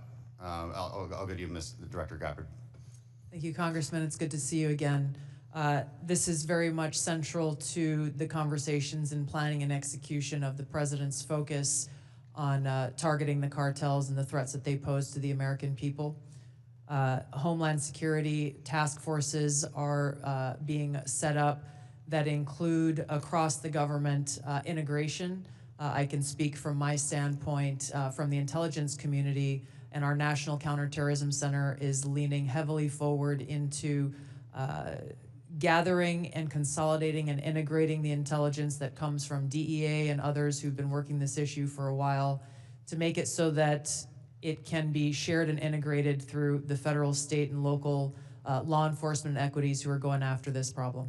Yeah, we'll talk a lot more about that exact thing in closed session, but at a higher level, our recommendation is there needs to be someone at a much higher level that coordinates state, DOD, CIA, FBI, Homeland. It's a massive problem, one I'm all too familiar with. Director Patel, the FBI is tasked with working foreign corruption charges. In the past administration, the FBI told me they actually don't focus on Mexico very much. Because, and now in their defense, they say the reason is because they won't get anything out of it, because they don't have a cooperative government to work with. I think a lot has changed. Do I have your commitment that we will at least start following up on those, because the judiciary system in Mexico is a key component in our failures to address the cartels? You do, Congressman. Apologies for not getting back to you sooner. You're good. I appreciate it. I also want to ask you that the FBI has disrupted an alarming number of terrorist attacks in the last 2 years. Great on the FBI for doing that. I don't think many Americans realize how good the FBI has been at this. But this also gets to the conversation earlier about FISA 702. One of the main arguments I wanted to argue with my colleagues on this was, when you have a warrant process for the query, what you will fail to do is connect the dots between the domestic and the international threat, and those connections are there, as we see all the time. Would you agree with that? That we need to maintain that process in a responsible way, of course. I do, sir. I appreciate that. Director Gabbard, in my remaining time, I want to ask you, because of my, and this may go to our General Kruse as well. Because of my work on energy and commerce, we have an issue there with broadband spectrum auctions, and of course this affects our intelligence community in a very large way, and and our DoD. Getting right to the question here, how much, if any, spectrum can the DoD give up without having a significant effect on the administration's prioritization of lethality and deterrence? I'll defer to General Kruse, specific to DoD. I certainly wouldn't want to speak for all of DoD, and I think the committee is already in a fantastic conversation with the DoD on that issue. But broadly, what I would say is DoD has laid out the portions of the spectrum that it believes for both operational capabilities, and in closed session, I am more than happy to walk you through from the intelligence portion of the mission that we do. There are two different portions of the spectrum. We often talk about one, but not the other, and in closed session, I'd be more than happy to tell you why the other portion of the spectrum is important to national security. Sure, and the details are obviously classified, but we can talk about X and S spectrums and get a better idea for the public about, because the public would benefit from telecom having the ability to use some of these. When we look at 5G networks, 6G networks, so it's a conversation that we need to have and a much longer time to do so, which I've run out of. So I yield back. Thank you. Gentleman yields. Dr. Barra. Thank you, Mr. Chairman. You know, I associate myself with the comments of my colleague, Congressman Crow. I'm deeply disappointed in how we're handling this breach of protocol and so forth. You know, every year at the beginning of Congress, we take an oath to office. You know, this is an awesome responsibility to be a member of Congress, to protect our country. We have no greater responsibility than to protect our homeland. And you know, when I walk into this committee and the honor of being on this committee, I don't see Democrats and Republicans. I see folks that every day want to do the same thing. But as Congressman Crow suggested, the mark of leadership, and we all are leaders in this room, is to accept responsibility when mistakes happen. And that signal chat was a mistake. I'm not here to impugn your character. You were all nominated by the president. You were all confirmed by the president. But we have an awesome responsibility and incredible responsibility to the American people. And then given that we are the United States of America, we have a responsibility to the world. And this really was a breach of protocol. I'll take you at your word that we are going to do a full investigation of it. Our responsibility as oversight is to understand this breach, understand who leaked information, how that happened, and then hold those responsible. You know, I 100% agree with the chairman in his opening statement. He said, where trust is breached, those responsible need to be held accountable. So do I have, you know, Director Gabbard, we served together, we came into Congress together. Do I have your word, when this investigation is fully completed, we will get the full breadth of the investigation? Thank you, Congressman. That would be my intent. I will caveat that by saying that this is being conducted by the National Security Council. I've not gotten any indication that they would try to withhold that, but I can't speak for them. Okay. I also, you know, I see way too much politics when it comes to our national security and our national defense. We've got to keep politics out of this. We're not Democrats or Republicans. We're Americans. We're tasked with the responsibility of keeping our country safe. Director Gabbard, you have an awesome responsibility here to advise the president, to collate all the information, everything that the IC is providing, and provide that best advice and guidance to the President of the United States. We have to keep politics out of this. Even if the president disagrees with this, if it goes against his personal wishes, if he's considering an order that potentially is unconstitutional or illegal or compromises our security, I want your word that you will always provide and give that honest advice to the president, even if it will make him angry. Thank you, Congressman. I appreciate the question because, as you said, I do take this responsibility very seriously. And it was my commitment to the President, to the Senate, the American people, that as the Director of National Intelligence, I will ensure to provide the President and all of you as policymakers with that unbiased, relevant, and timely intelligence. And to your specific question, the answer is yes. I will inform the President of that accurate, timely, unbiased intelligence reporting, whether it is something that agrees with an assumption or a view or an objective or not. That's my responsibility to him and to the American people. Great. I would just offer advice. In your role, what you do on your personal devices versus your official devices, you're speaking to the public, and I would just offer, as I conduct myself, what I say personally is always going to be considered Congressman Barra saying it. General Haugh, I've appreciated working with you, and have a deep concern about our cyber vulnerabilities. And we will go into some of this in the closed session.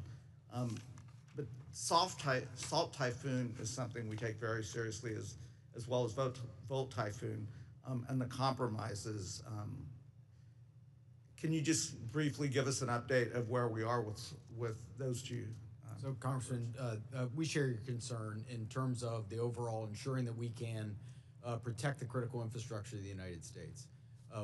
The area that we have been deeply focused on is our ability to partner with industry. 99% of our critical infrastructure is controlled by our industry. So our ability to bring government information to be able to understand what threats look like and the origin of those threats, help inform how industry can defend that and also create the necessary equipment to ensure that we're secure. That partnership continues to grow, and that's really one of our key priorities. And I'll be able to go in closed session into more detail about the specific actions we've done together as an interagency with our industry teammates. Great, thank you. I yield back. Gentleman yields. A gentleman from Pennsylvania, General Perry. Thank you, Mr. Chairman. Thank you, ladies and gentlemen, for your attendance and your service to national security for our country. I'm going to start with Director Patel and then go to Director Gabbard. I'm concerned, like many Americans, about the wide-scale purchase of land, real estate, et cetera, by the Chinese Communist Party or those sanctioned by the party in America, especially those lands proximate to sensitive military sites or sensitive national security sites. Director Patel, I think we can all understand that that could lead to the ease of nefarious activities of numerous sorts. What do you think should be our posture or our policy from a national security standpoint regarding the purchases of these land and the ownership, occupation, utilization, et cetera, by the Communist Party sanctioned use? Well, Congressman, I appreciate the question, and I'm not going to shape foreign or national policy, but from the FBI perspective, if we had federal statutes to enact criminal allegations and pursue those relating to these matters, we would do so. I agree with you that having CCP actors purchasing large swaths of land next to military installations is a national security issue, a major one, and I would highlight to the American public, we're not allowed to buy farmland in mainland China or in Russia. So I don't know why we let that happen here, but that's a personal matter for me. If I were given more legislation on it, I would love to act on it. Thank you. Director Gabbard, I'm going to look at, keeping with the same theme, crypto mining by the sanction. Well, you can't crypto mine in China, right? It's outlawed in China. However, of course, we're supportive of crypto. I am in the United States of America, but China's mining in America where they can't mine in China.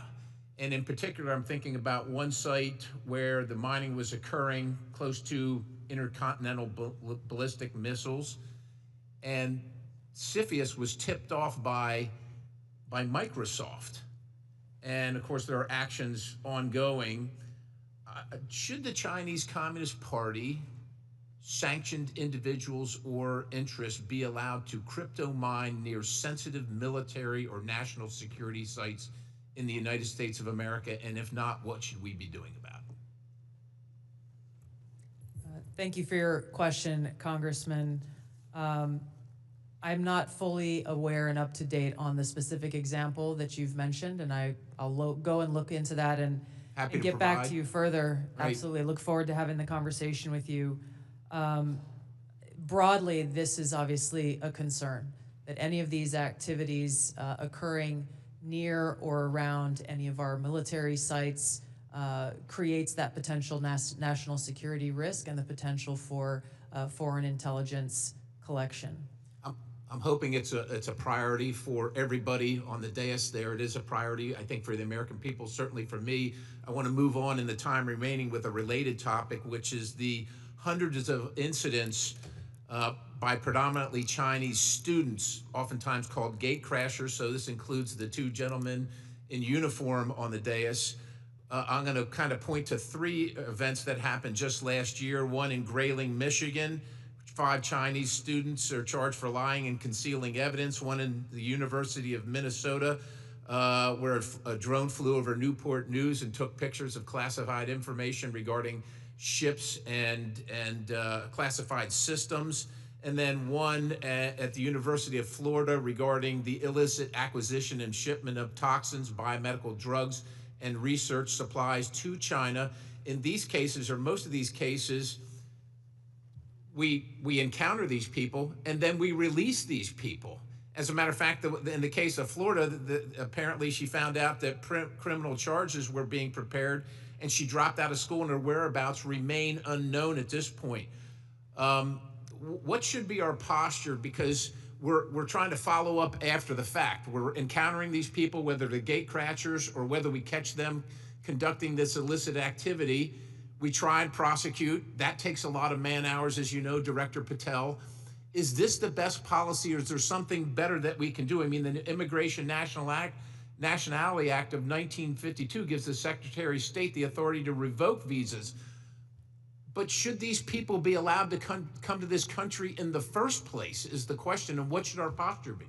Anybody?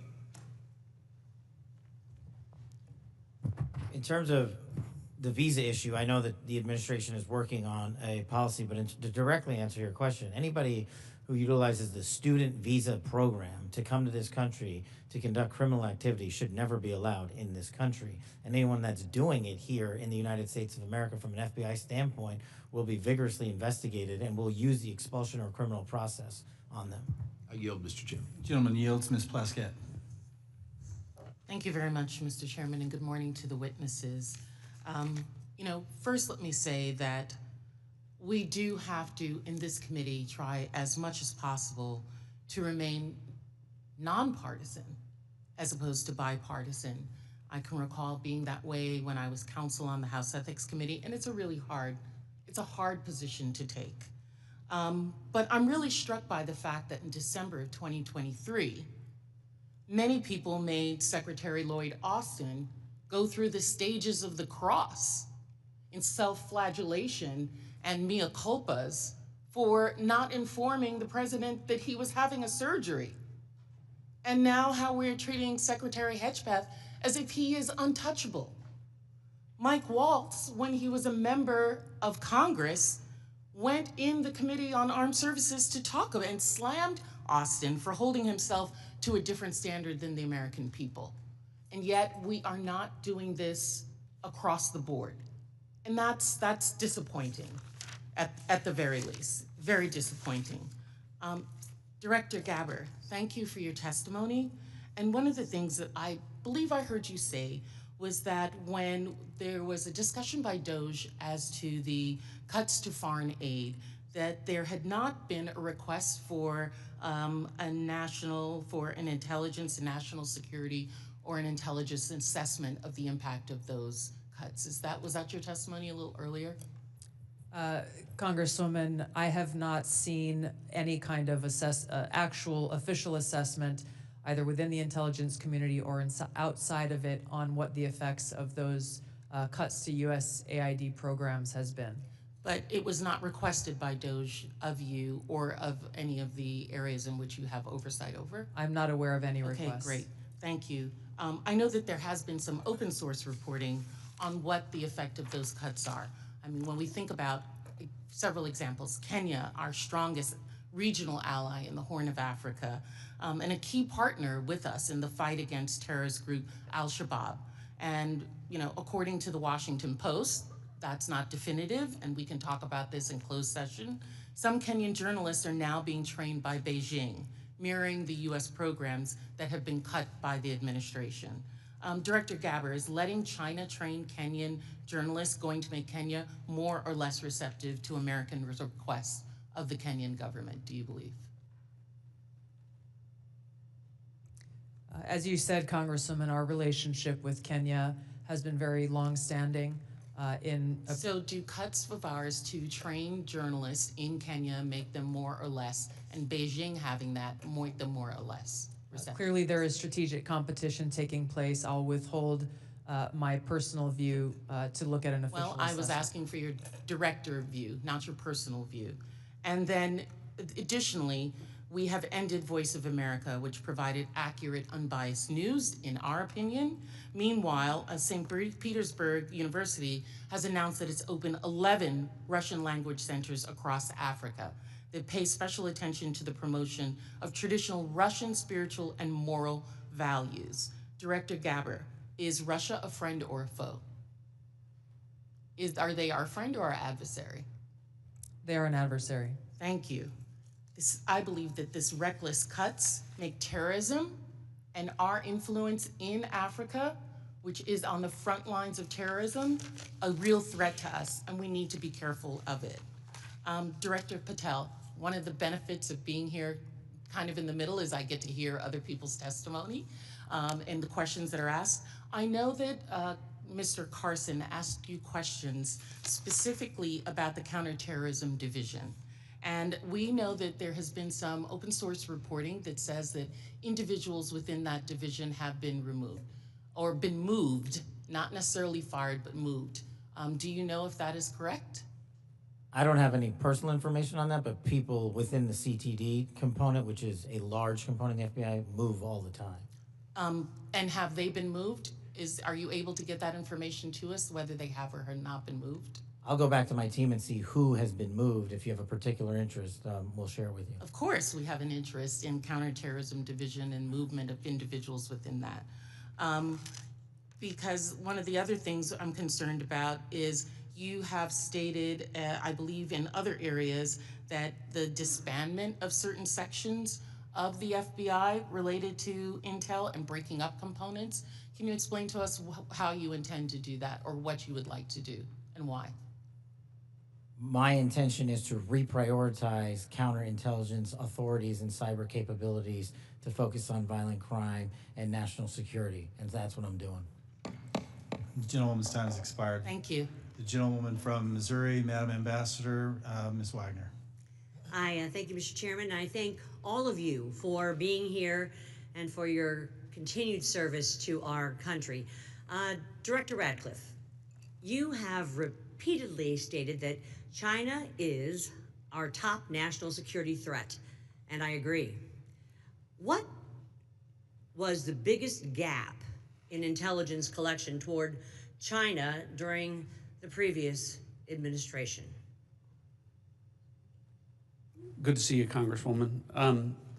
I think our collection against China as a hard target in the prior administration was lacking in several areas. I would say primarily in human collection and also with regard to the processing of open source information relating to China. I think part of that relates, Congresswoman, to the policies of the prior administration about treating China as a pacing competitor, I think was the word, as opposed to an adversary. So one of the things in my focus as CIA director, which carried over from my time as DNI, in seeing all of our intelligence, seeing that China is our greatest geopolitical threat, and focusing the CIA specifically more directly in all areas of our collection on China as a hard target. Well, and I'm grateful to hear you say the words open source. So as I hope that all of you may be aware, I am honored to be the chair of the new Open Source Intelligence Subcommittee for HPSI. It is the first time this committee has focused specifically on an intelligence discipline, I'll say. We established this subcommittee because private companies, researchers, and most importantly, foreign adversaries, as we speak, are taking full advantage of the explosion of commercially available information. HPSI has taken a stance that OSINT, open source intelligence, should mature as a primary discipline on its own accord. Director Ratcliffe, your agency kind of produces the lion's share, I'd say, of OSINT. Do you agree, sir, that open source intelligence should mature to be a primary discipline? Absolutely agree. So as you know well, Congresswoman, the CIA is the functional manager for OSINT, just as we are the functional manager for HUMANT across the IC.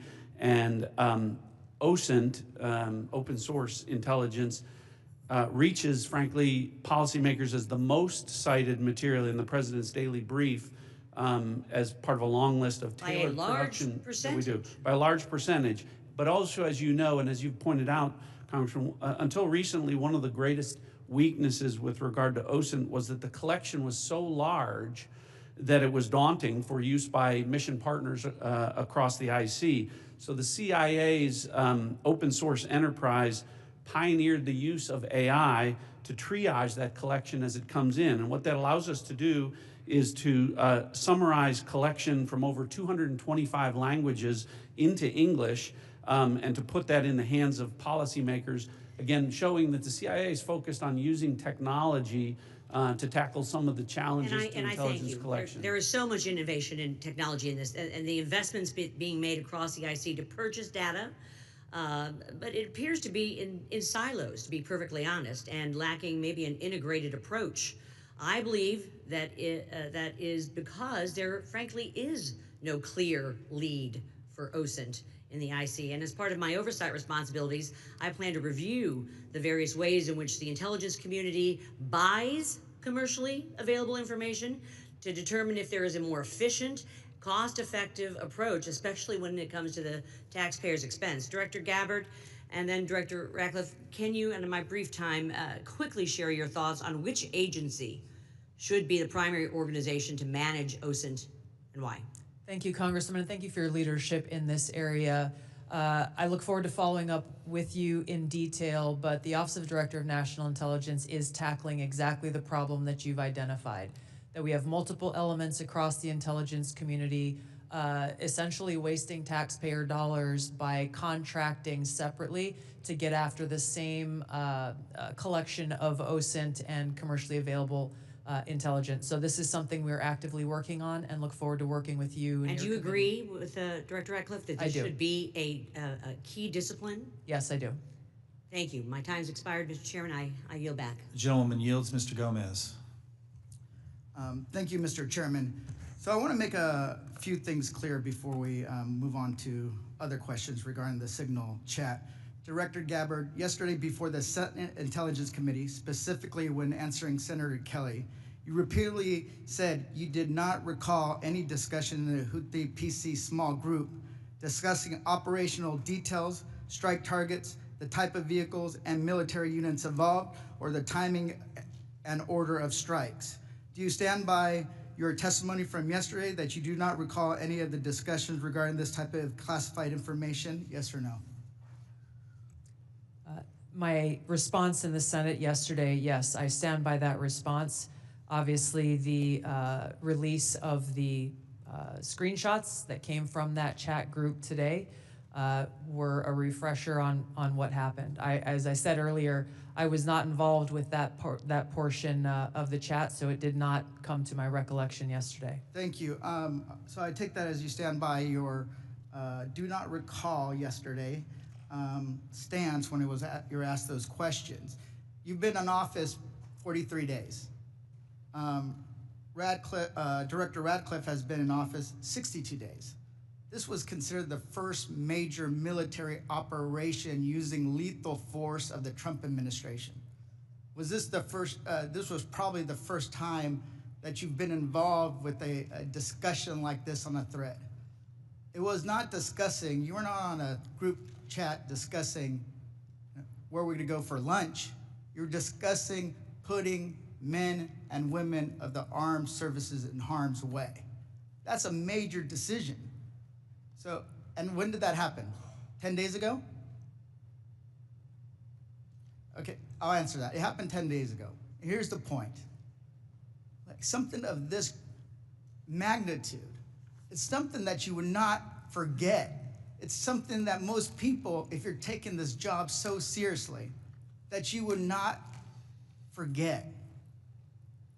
I mean, since I've been on this committee, there's been days that I have woken up in the middle of the night from the things I've learned in SCIF. So deciding to use military force is something hard to imagine. So the do not recall doesn't pass the smell test. It's unbelievable that was the case. So that's what the American people don't understand. And I know a lot of folks in this administration were saying that they're gonna take on the establishment and drain the swamp, but you have become that swamp in a matter of days, not weeks or months, days. So one of the things we're gonna look into is what actually occurred, because the American people deserve a full accounting. Additionally, the main person who was involved in this thread that a lot of people want to talk to is Secretary of Defense Hegseth. And a lot of questions were brought up regarding his drinking habits in his confirmation hearing. To your knowledge, do you know whether Pete Hegseth had been drinking before he leaked classified information? I don't have any knowledge of Secretary Hegseth's personal habits. Director Ratcliffe, same question. Yes or no? You know, no, I'm going to answer that. I think that's an offensive line of questioning. The answer is no. I find it interesting that you want to. I'm going to answer. You asked me a question. You want an answer? No, listen. You don't want to focus on the good work that the CIA is doing, that the intelligence community. Director, I reclaim my time. Director, I reclaim my time. Here, I have huge respect for the CIA. Huge respect for our men and women in uniform. But this was a question that's on the top of minds of every American, right? He stood in front of a podium in Europe holding a drink. So of course, we want to know if his performance is compromised. If people were asking if the General Austin was compromised because of a heart issue, was his performance compromised because of a successful strike? Back. Mr. I bring my You want to know? You want to talk about accepting responsibility? Do you think you should accept responsibility for a successful strike to make Americans safer? You want to focus on? I reclaim my time. So here's the thing. This is serious. As somebody, we've been briefed in this committee about using Signal. One of the things they basically said, the most secure phone call, the least secure text messaging. And we know that your people, Russians, Chinese, are on your phone. Gentleman's time's expired. Gentleman from Virginia, Mr. Klein. Thank you, Mr. Chairman. I'm going to give the director the ability to respond without being interrupted by his questioner. I appreciate that, Congressman. I guess, you know, just a general reflection here, again, that for the last 2 days, members of the intelligence community have been asking questions about a Signal messaging group and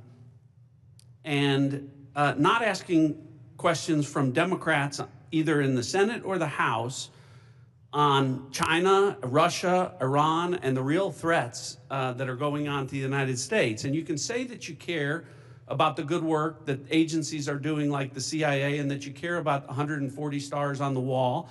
But no one's asked me about my second day on the job here, where I lit the fuse that led to a foreign government participating with us to capture one of the senior planners of the Abbey Gate bombing that killed 13 Americans. And in the process, we worked with a government that previously hadn't, that hadn't cooperated with us on counterterrorism matters. Or the fact no one has focused on that within an hour of that taking place, I was on the phone with Director Patel and a few hours later with Attorney General Bondi, working together, the IC and the FBI working together to bring this person home in less than a week.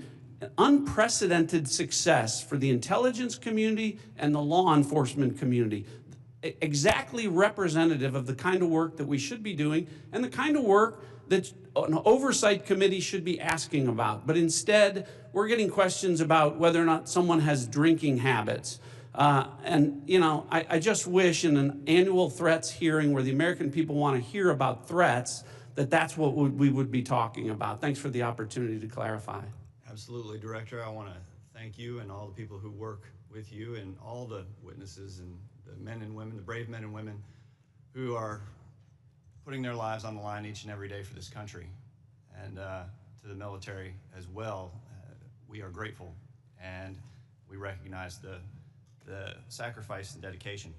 Director Ratcliffe, you talked about China being our top national security threat, and I want to go to what really is the most active and persistent threat. It's related to cyber. It's related to the People's Republic of China cyber activities, Volt Typhoon, Flax Typhoon, Salt Typhoon, targeting U.S. critical infrastructure, targeting critical infrastructure overseas, compromising U.S. telecommunication companies, and I want to ask Director Gabbard,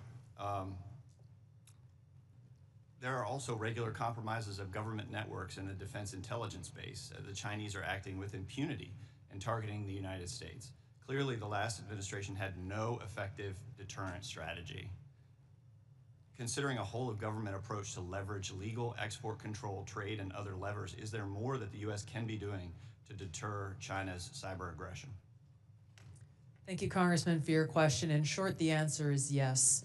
Much of that relies on our intergovernmental planning and operations, but also very closely integrating with our private sector partners. This is essential for us to be able to harden our own cyber infrastructure, our own critical infrastructure, and to look at what our capabilities, both defensive and offensive, are and how those should be used. If I may, Congressman, I'd just like to address Congressman Gomez's maligning of my reputation and not giving me the opportunity even to respond to his accusations. What occurred in that signal chat was an update to national security cabinet members that was also issued around the same time as updates to our foreign partners and allies in the region. There were no sources, methods, locations, or names of targets that were included in that chat. The decision to conduct this operation had been made long before that conversation took place. I do take my responsibility very seriously and played an integral role in providing the intelligence community's assessments that led to the ultimate decision by the president to conduct an operation, which, by the way, was very successful and continues to be very successful. I was traveling at the time, and I was not playing a very specific role, as these chats reflect, in much of the conversation that took place there. Secretary Hegseth, in my experience, has continued to operate in the way that President Trump's confidence in him inspires, which is in the best interests of the American people and our war fighters and ensuring our national security. I think it's wrong to impugn him, especially at a point where he is not here to defend his own honor. Thank you, Congressman. I agree with your assessment and support for the Secretary, and I yield back. Gentleman yields. Ms. Houlihan. Thank you for the time, and I struggle, and if you look at my notes, I've changed my mind about 1,000,000 times what I'd like to talk about. I'd like to first start with Director Ratcliffe. I find it offensive for you to accuse me as a Democrat of not caring about national threats. I very much wanted to talk about those, in fact, had prepared questions in advance of this hearing about those threats, specifically about biosecurity and bioterrorism, but I don't have time to ask those questions because the threat is in the House. The threat is across the dais, and I need to ask these questions. It's my job to ask these questions of you. Because when I served in the military, and I served in classified environments, had this happened to me, I would have walked my resignation in immediately. This is not okay. Communicating these sorts of things in signal is not okay. Targets, times, those kinds of things are absolutely classified, and we all know it. I know it, these people know it, you all know it. And the fact that we're having to have these conversations now means that I can't ask the questions that I need to ask about things like bioterrorism and biosecurity. And so I'd like to put you in check as well, sir, because you can't assume who I am any more than I can assume who you are, sir. I would like to move my questions, however, over to Director Gabbard, because you are the DNI. You do have an obligation and a responsibility. I'm going to speak to you specifically about the fact that You have spent much of your 40 days talking about the importance of making sure that we don't reveal classified information, making sure that we don't leak information. You're a former battalion commander in the Army. I don't think that you would have necessarily appreciated the kind of leaking of information that I believe absolutely did happen in this signal channel and is worthy of a further investigation. In fact, this committee established something called 50 U.S.C. 3235A, and this committee, on a bipartisan, apartisan basis, requires you, the DNI, to swiftly notify Congress and the Intelligence Committee if you're aware of any sort of significant unauthorized disclosure or compromise of classified information, which I would argue this has all of the markings of being that. And so if you, as the DNI, see such a thing anywhere within your organization's purview, you have the obligation to begin an investigation to report back to us on that. Would this seem to qualify to you as something worthy of that investigation? Thank you for your question, Congresswoman. In this situation, Secretary Hegseth has the Yes or classification no? and You are the declassification DNI. authority over DOD information. This chat did not have the auspice of being a DOD chat. There's no such thing as labeling it as DOD. This was a chat amongst a great variety of people, and you, according to our law that we passed here bipartisanly, have an obligation when you think there has been a tangible, significant leak of information to instigate an investigation. Do you not think it's important to do such a thing? Well, the National Security Council is investigating no? this inadvertent leak. And again, I point to Secretary Hegseth as having the classification. I would argue that classification Secretary authority. Hegseth, if he had the dignity that he needs to have, should be walking his resignation in, because I believe that his probably is heading toward being relieved of his duty based on what I think are significant and illegal leaks, most likely. I would like it if you would please commit to this organization that you will follow the law, and I would like it if you would also investigate what is likely to be more than just this chat. Because if there's one, there's more than one. If there's smoke, there's fire. Would you please obligate yourself and your organization to that investigation? Yeah, Congresswoman, yes, I will follow the law. Thank you. I appreciate that. And Director Patel, I learned just recently that you only heard about this yesterday, which blows my mind since I heard about it 2 days ago, and I'm just a low on the dais, junior chipmunk here. Did you really only hear about this yesterday? The exact timeline I'm not aware of, but yeah, I think it was yesterday or the night And now before. that another day has passed, do you Well, actually, it was the night before the hearing. Now that another day has passed, do you believe that it's now time potentially for the FBI to open an investigation into this? I'm not going to comment on that. Because you're the director of the FBI, you don't believe it's appropriate to comment on that? Because there's a process in place, there's an ongoing litigation, and the National Security Council is reviewing this matter. And I'm not going to discuss any open or closed That investigations. ongoing investigation, literally, the lawsuit happened today or yesterday afternoon, and the idea that you don't have an opinion on this at this point is frustrating to me. No, it's not. My I'm not final going to question, prejudge any reclaiming my matters, time, my and the men final and women of the question, FBI reclaiming my will time, reclaiming call my the balls time, and strikes. reclaiming my time, not sir. you. Sir, Mr. Chairman, I'd like to have. Gentlewoman's recognized. You have Thank 4 you. seconds remaining. No, I have more than You have that. 2 because seconds Mr. remaining. Patel would not acknowledge Gentlewoman's time has expired. Mr. Stubbe. Thank you, Mr. Chairman. Director Gabbard, were there any sources described in the signal chat? No, Congressman. Were there any methods described in the signal chat? No. Were there any locations? No. Therefore, due to the fact that there were no sources, no methods, nor locations described in the signal chat, it does not make the discussion classified. Is that correct? That is up to the Secretary of Defense determination. The Democrats are obviously making the assertions that what was in the signal chat was classified and claiming that Secretary Hegseth put this war plan out to the world, which he clearly did not. Were there any names in the signal chat? No. Any targets? No. Any locations? No.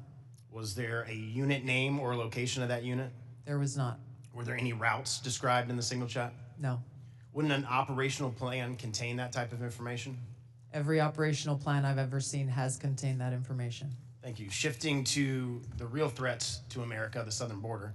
Due to the previous administration's open border policies, they allowed over 10 million illegals into our country. And during that time, there was 1,511 terrorist-related encounters at land border ports of entry, according to CBP. As someone who fought in the war on terror, I find this deeply offensive that the previous administration would sacrifice the security and safety of the American people in the manner in which they allowed terrorists, criminals, and rapists into our country. In your testimony, you state, and I quote, based on the latest reporting available for a year-long period ending October 2024, cartels were largely responsible for the deaths of more than 54,000 U.S. citizens from synthetic opioids. A lot of those citizens are from my home state of Florida. Cartels, narco-terrorists, and other violent transnational criminal organizations have violated the territorial integrity and sovereignty of the United States and have also fueled human trafficking and the opioid epidemic that many of my fellow Floridians have witnessed for far too long. I applaud President Trump and his swift decision to designate the narco-terrorists and Mexican cartels as foreign terrorist organizations, and I want to thank each of you for making this a priority to fight against Mexican cartels, traffickers, narco-terrorists that have been responsible for killing hundreds of thousands of Americans. For every narco-terrorist and cartel member violating our sovereignty, poisoning the American people with fentanyl and other illicit opioids, know this: your days are numbered, and know that the full force of the U.S. government will soon address your atrocities once and for all. Director Patel, it's no secret that there is a growing presence of Mexican cartels operating fentanyl synthesis labs just over our border. Just last year, the CBP estimates that more than 21,000 pounds of fentanyl was seized at our borders. That is enough to kill more than twice the population of the world, of our country. What actions are you taking to strengthen the FBI's fight against illicit fentanyl within our borders? Thank you, Congressman. It's good to see you. We have made it a priority at the FBI because fentanyl and illegal narcotics kill an American citizen every 7 minutes. That is a national security crisis, not just at the southern border, but at the northern border. And the Mexican cartels, along with their illicit partners in the CCP and other adversarial countries that are doing harm, are not just taking the fight down south, but they're bringing it up north. So we need to be more vigilant as to what's coming in through our northern border as well. Known and suspected terrorists are flowing in through our northern border more than they are our southern border, I would say, because of the successes we've had in closing the southern border. But when it comes to specifically to fentanyl, we are making, to date, since January 20th, 383 kilograms of seizures of illegal fentanyl, which is enough to kill 29 million Americans. And other than enhancing border security measures, what would be the most worthwhile action the United States could take to eliminate the cartels and stop the flow of illicit fentanyl? I got one answer for you. They're making the precursors in mainland China, and we don't have the authorities to go after that fight there, and we need to take it head on, because without the chemicals and precursors, there is no fentanyl, and they are moving that material around the world and into the United States too freely. Director Gabbard, I'd like to reemphasize the threat that our adversaries are exploiting via fentanyl and other illicit drugs that are entering our country through the border and poisoning millions of Americans nationwide. It's essential that all components of our national security apparatus are united in their efforts to protect the American people and our communities from such harm. Is there any reason to believe that the Mexican government isn't doing enough to finally eradicate the cartels and other transnational criminal organizations operating just over the border? Congressman, I can only speak from my vantage point, as was stated previously by Director Ratcliffe. We have already been introduced to and begun collaborating with our counterparts in the Mexican government. Could there be more done? I would say absolutely yes. I know that the Trump administration across his cabinet are looking at opportunities to be able to do that. And Director Patel just hit on this with CCP and precursors, but to what extent have we seen other malicious actors worldwide partner with the cartels to infiltrate and target the United States? Related to the production of fentanyl. Yes, ma'am. India is one of those countries that is providing some of those precursor materials as well as equipment. Thank you for being here today. My time's expired. Gentleman yields. Mr. Quigley. Thank you, Mr. Chairman. And I know it's all us who are worried about this only, but apparently the Senate Armed Services Committee Chair and Ranking Member requested Inspector General report on this chat. So I'll tell you why more people are worried about this than you might think, and that's Director Gabbard, your position was created post 9/11 because of the horrible intel failure that took place there, where we weren't sharing information. It wasn't adequately shared within the community and between our allies. We have to believe that our allies look at this as a colossal mistake and will at least hesitate to a certain extent, wanting to share sensitive information with us that keeps us safe because they're worried about their sources and methods as well. Wouldn't you be at least somewhat concerned that our allies would look at this and say, that wasn't the perfect way to communicate? Congressman, thank you for the question. If that information that was put out in the chat by the Secretary of Defense had included specific sources and methods and targets and names, then the answer would be yes, but that was not the case. Let me stop you there because there's such a limited time. Generals, look, you're here because you got tough spots, so I have to put you on the spots. You're passing information like this just within your agency, and you know that it's going to include, we are go for mission launch, Houthis, sea lanes, the information about the weapon systems. That gets to the Houthi military commanders. Doesn't it make you think they're at least going to say duck? Thank you for the opportunity to weigh in on the issue. Yes, if we were collecting this on our adversaries and we're able to get this information as was asked of General Haugh earlier, we would consider that classified, but it's classified under the collection piece. The data that we're talking about here is the operational data, not the intelligence data. Respectfully, sir, just because we have limited time. Secretaries. The Houthis military leader's gonna duck when he hears this, or he's gonna take some action, or he's gonna try to shoot our planes down, right? If he has actionable intelligence, he will certainly use it. I'm talking about this intelligence. You don't think he can figure out? Houthis is mentioned a couple times, sea lanes, they show the weapon system, at least it's a credible warning to him? I would offer the Houthis' defensive position has been constant since the 15th of March. All right. General, I'll just take a whack at it. You're the Houthis' military leader. You get this information passed on to you. It doesn't make you at least take warning? I would, Congressman, I think from the Houthis' perspective, they do have air defense equipment, and they would be able to detect aircraft being able, when they're entered into the Red Sea, and certainly when we have our intelligence aircraft operating over top of their country. They'd be able to detect that activity. But being forewarned is extraordinarily important. I'll take another stab at it. If just language like this, in a different context, okay? But just within your department, sir, your people are passing this information.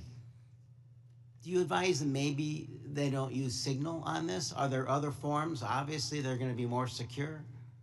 What I would offer is the data that we would be passing would be the full target packages and the full set of operational information. Okay, but even if it was just this, do you really want to give possibilities that they could be breached, hacked, and they would get this information?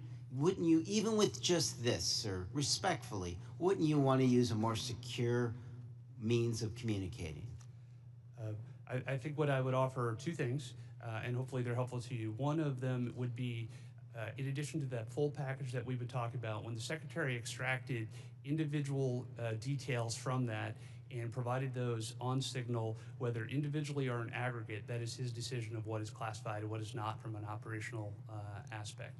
And that's probably the most important relevant piece to there, and I would echo what we've said before. It's the Secretary's authority for the just give me, there's more secure ways of communicating any of this, right? There are, and our adversaries have General, there are, right? To intercept. There's much more secure means that you use, even if you don't think that this is, or you don't want to stick your head out on it. What I would say is the full packages were transmitted within classified, within traditional classified. But this could have been transmitted in a classified way as well. Thank you. Gentleman's time has expired. The gentleman from Arkansas, the distinguished chair of the Financial Services Committee, Mr. Hill, is recognized. Thank you, Mr. Chairman. And let me say, Director Gabbard and Director Ratcliffe, it's so great to have you back in the Longworth House Office building. The food's the same, but you're welcome anytime. Director Ratcliffe, you know, we've served for 10 years together. I'm certainly aware of your extraordinary service at the DNI and here in Congress. And I just have a couple of follow-up questions on this topic of the Signal chat. Were there any war plans distributed in that Signal chat? No, Congressman. And were sources and methods that would compromise our intelligence system or your agents in the field around the world, were they discussed on the Signal chat? No. I appreciate that. I just think that's an important thing to have on the record. Director Patel, I co-chair the Americans Wrongfully Detained American Hostage Task Force here in the in the House, and I just in fact left Tigran Gambaryan, a former FBI official who I helped get out of prison in Nigeria last year. I just left him a few minutes ago. You've you know this issue very, very well, and President Trump's made such a commitment to bring Americans home. There's some 30 Americans still wrongfully detained or held hostage abroad. Is the FBI committing to work through its officials in our embassies around the world to bring those Americans home? Thank you, Congressman. And as you know from my prior service in the prior administration, President Trump brought home over 50 hostages and detainees worldwide. And that effort is being redoubled now until every single American is home. And the FBI, from my perspective, has been given a directive that any wrongfully detained or captured person overseas is a priority to bring back. We're so grateful to the president for making this a priority. We don't want our citizens that hold a blue passport to suddenly be a target in all their interactions around the world. That's wrong, and I'm glad President Trump's made it a priority. I look forward to working with you on that. Since November of 2023, I've been pursuing aggressively in this committee the U.S. government's policies and procedures for handling border encounters, specifically known or suspected terrorists. To quote former FBI directors, testimony before the Senate, there are blinking lights everywhere of concern. But despite my numerous attempts, including multiple briefing requests, letters, legislative provisions, a GAO report requested, the prior administration refused to provide requested information and data on what the public now knows was a very dangerous situation along the U.S. borders that President Trump now has as a priority of fixing. In January 2024, there were 176,000 encounters along the southern border, with 51,000 occurring at ports of entry and 124,000 between ports of entry. Comparing that to the work just in the first few weeks of the Trump administration, total encounters are down to 61,000 along the border, with 32 at ports of entry and 29,000 between ports of entry. For the record, that's a 60% reduction. Director Patel, since President Trump took office in January, as we've seen these plummeting border encounter numbers, has the country seen a drop in known or suspected terrorist encounters at the border? Thank you, Congressman. It's one of the issues I really wanted to address today. And I think the country deserves to know that known or suspected terrorists, KSTs, are coming in with much less frequency at the southern border. In fact, if my information is correct, 2 since January 20th. And they are coming in with much greater frequency in the northern border, and since January 20th, that number is 34. And those metrics carry out over the last year in terms of ratio.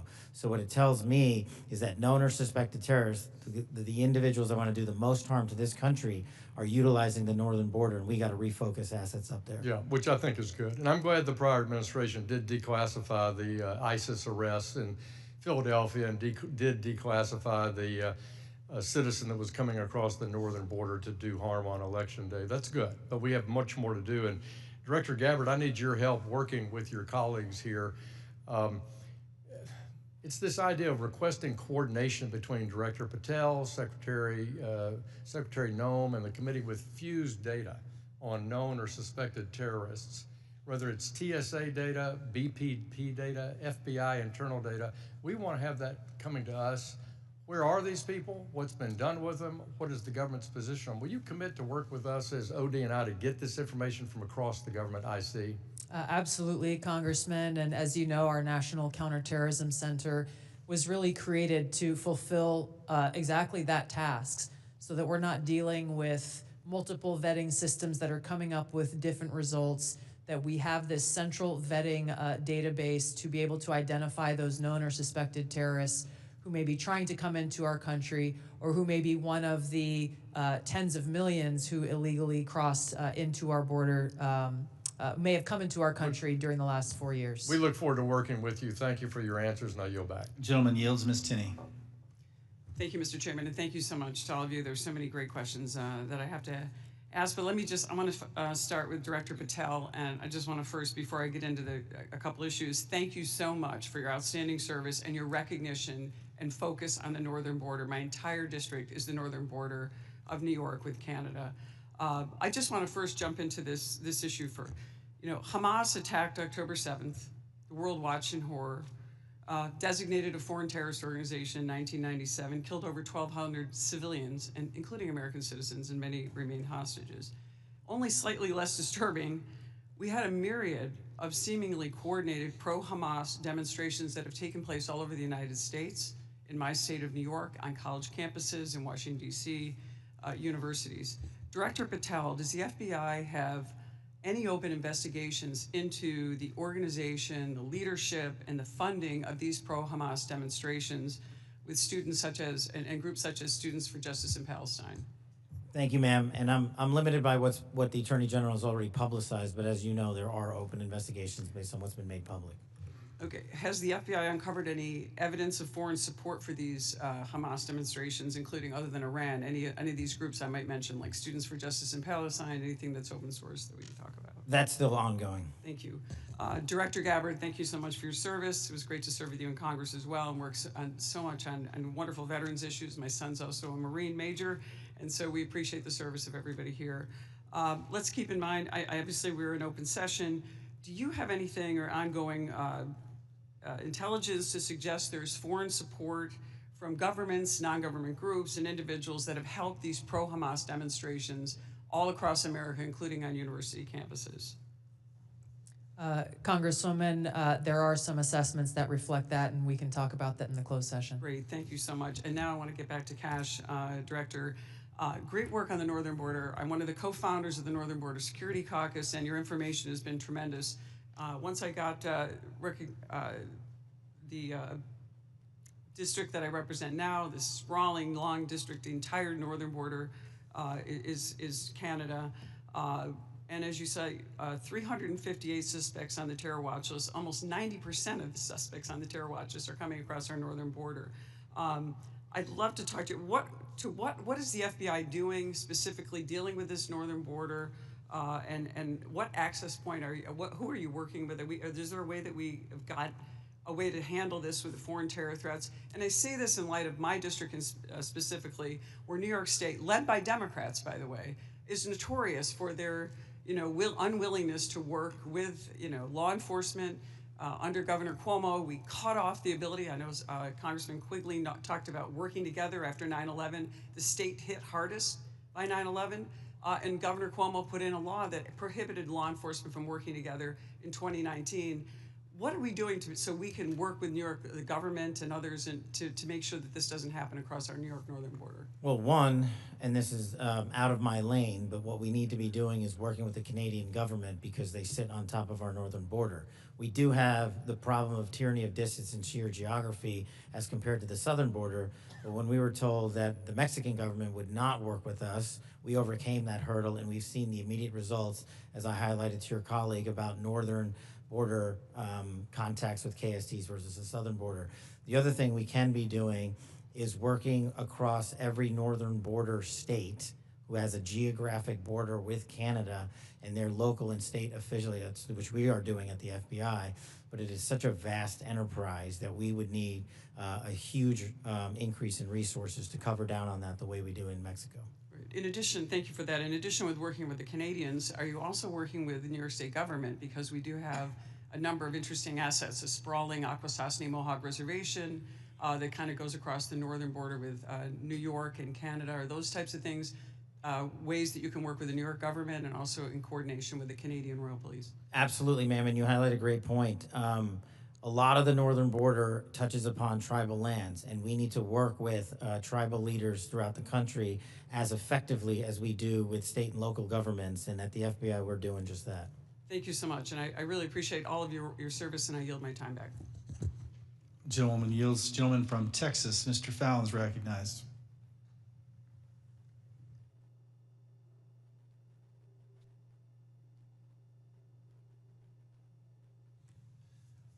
Thank you, Mr. Chairman. I appreciate it. Director Patel, many of us had grown, increasingly alarmed at the sheer number of foreign nationals we're seeing caught spying on our critical infrastructure or, near sensitive sites in the country. One example is a Chinese national who was flying a drone, allegedly flying a drone over Vandenberg and taking pictures of the base. He was arrested in the San Francisco airport not that long after.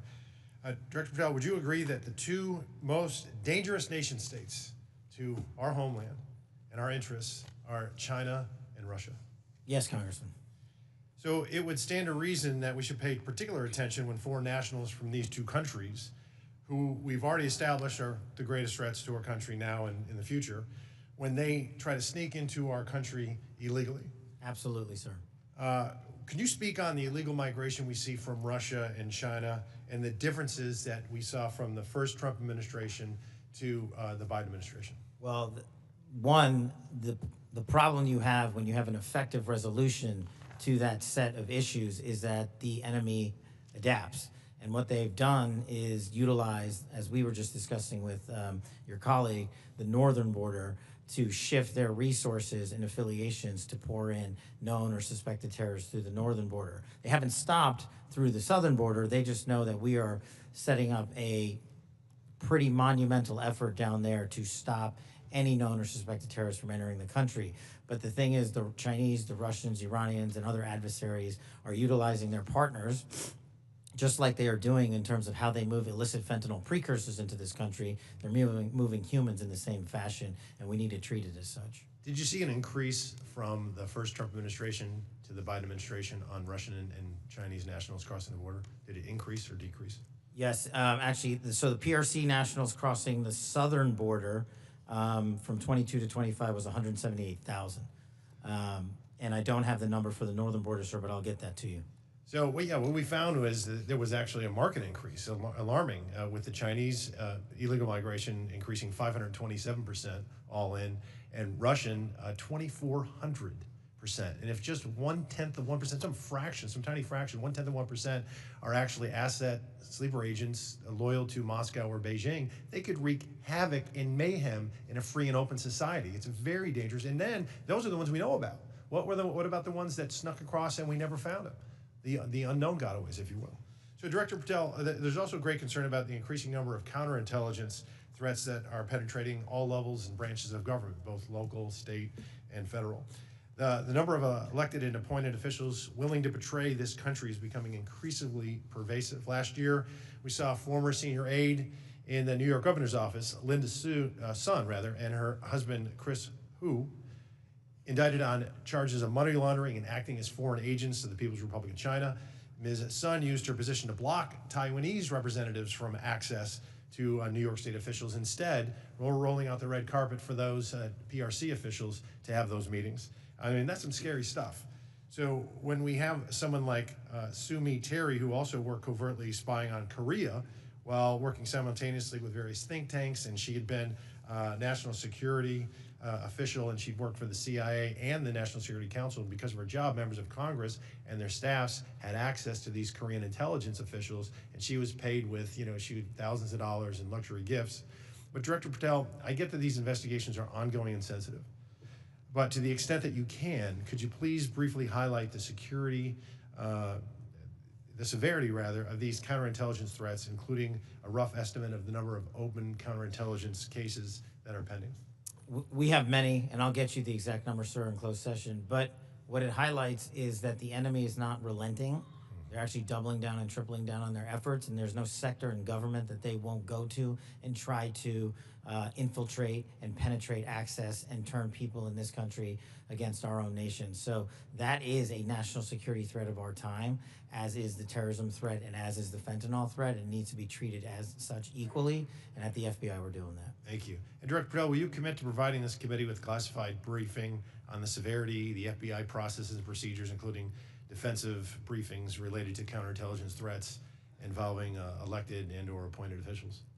For defensive briefings, Congressman, I commit to you that the FBI will give you everything we have in our holdings. I can't comment on other people's. Thank you. And Mr. Chairman, I want to thank all the witnesses for being here, particularly Mr. John Ratcliffe, Congressional District Force as well. I yield back. Gentleman yields. Just got notice that the baseball shooting report discussed by Vice Chairman Kelly earlier today has been delivered to our SCIF, and I appreciate, Director Patel, your responsiveness to that issue. Thank you so much for your commitment and the appropriate transparency demonstrated in that. We appreciate that very much. Since each member has had an opportunity to question our witnesses, I will now close this portion of the hearing, and we'll reconvene in closed session at 2 p.m. in the HIPSI spaces. I ask the public and staff to please remain seated until our witnesses depart. Thank you.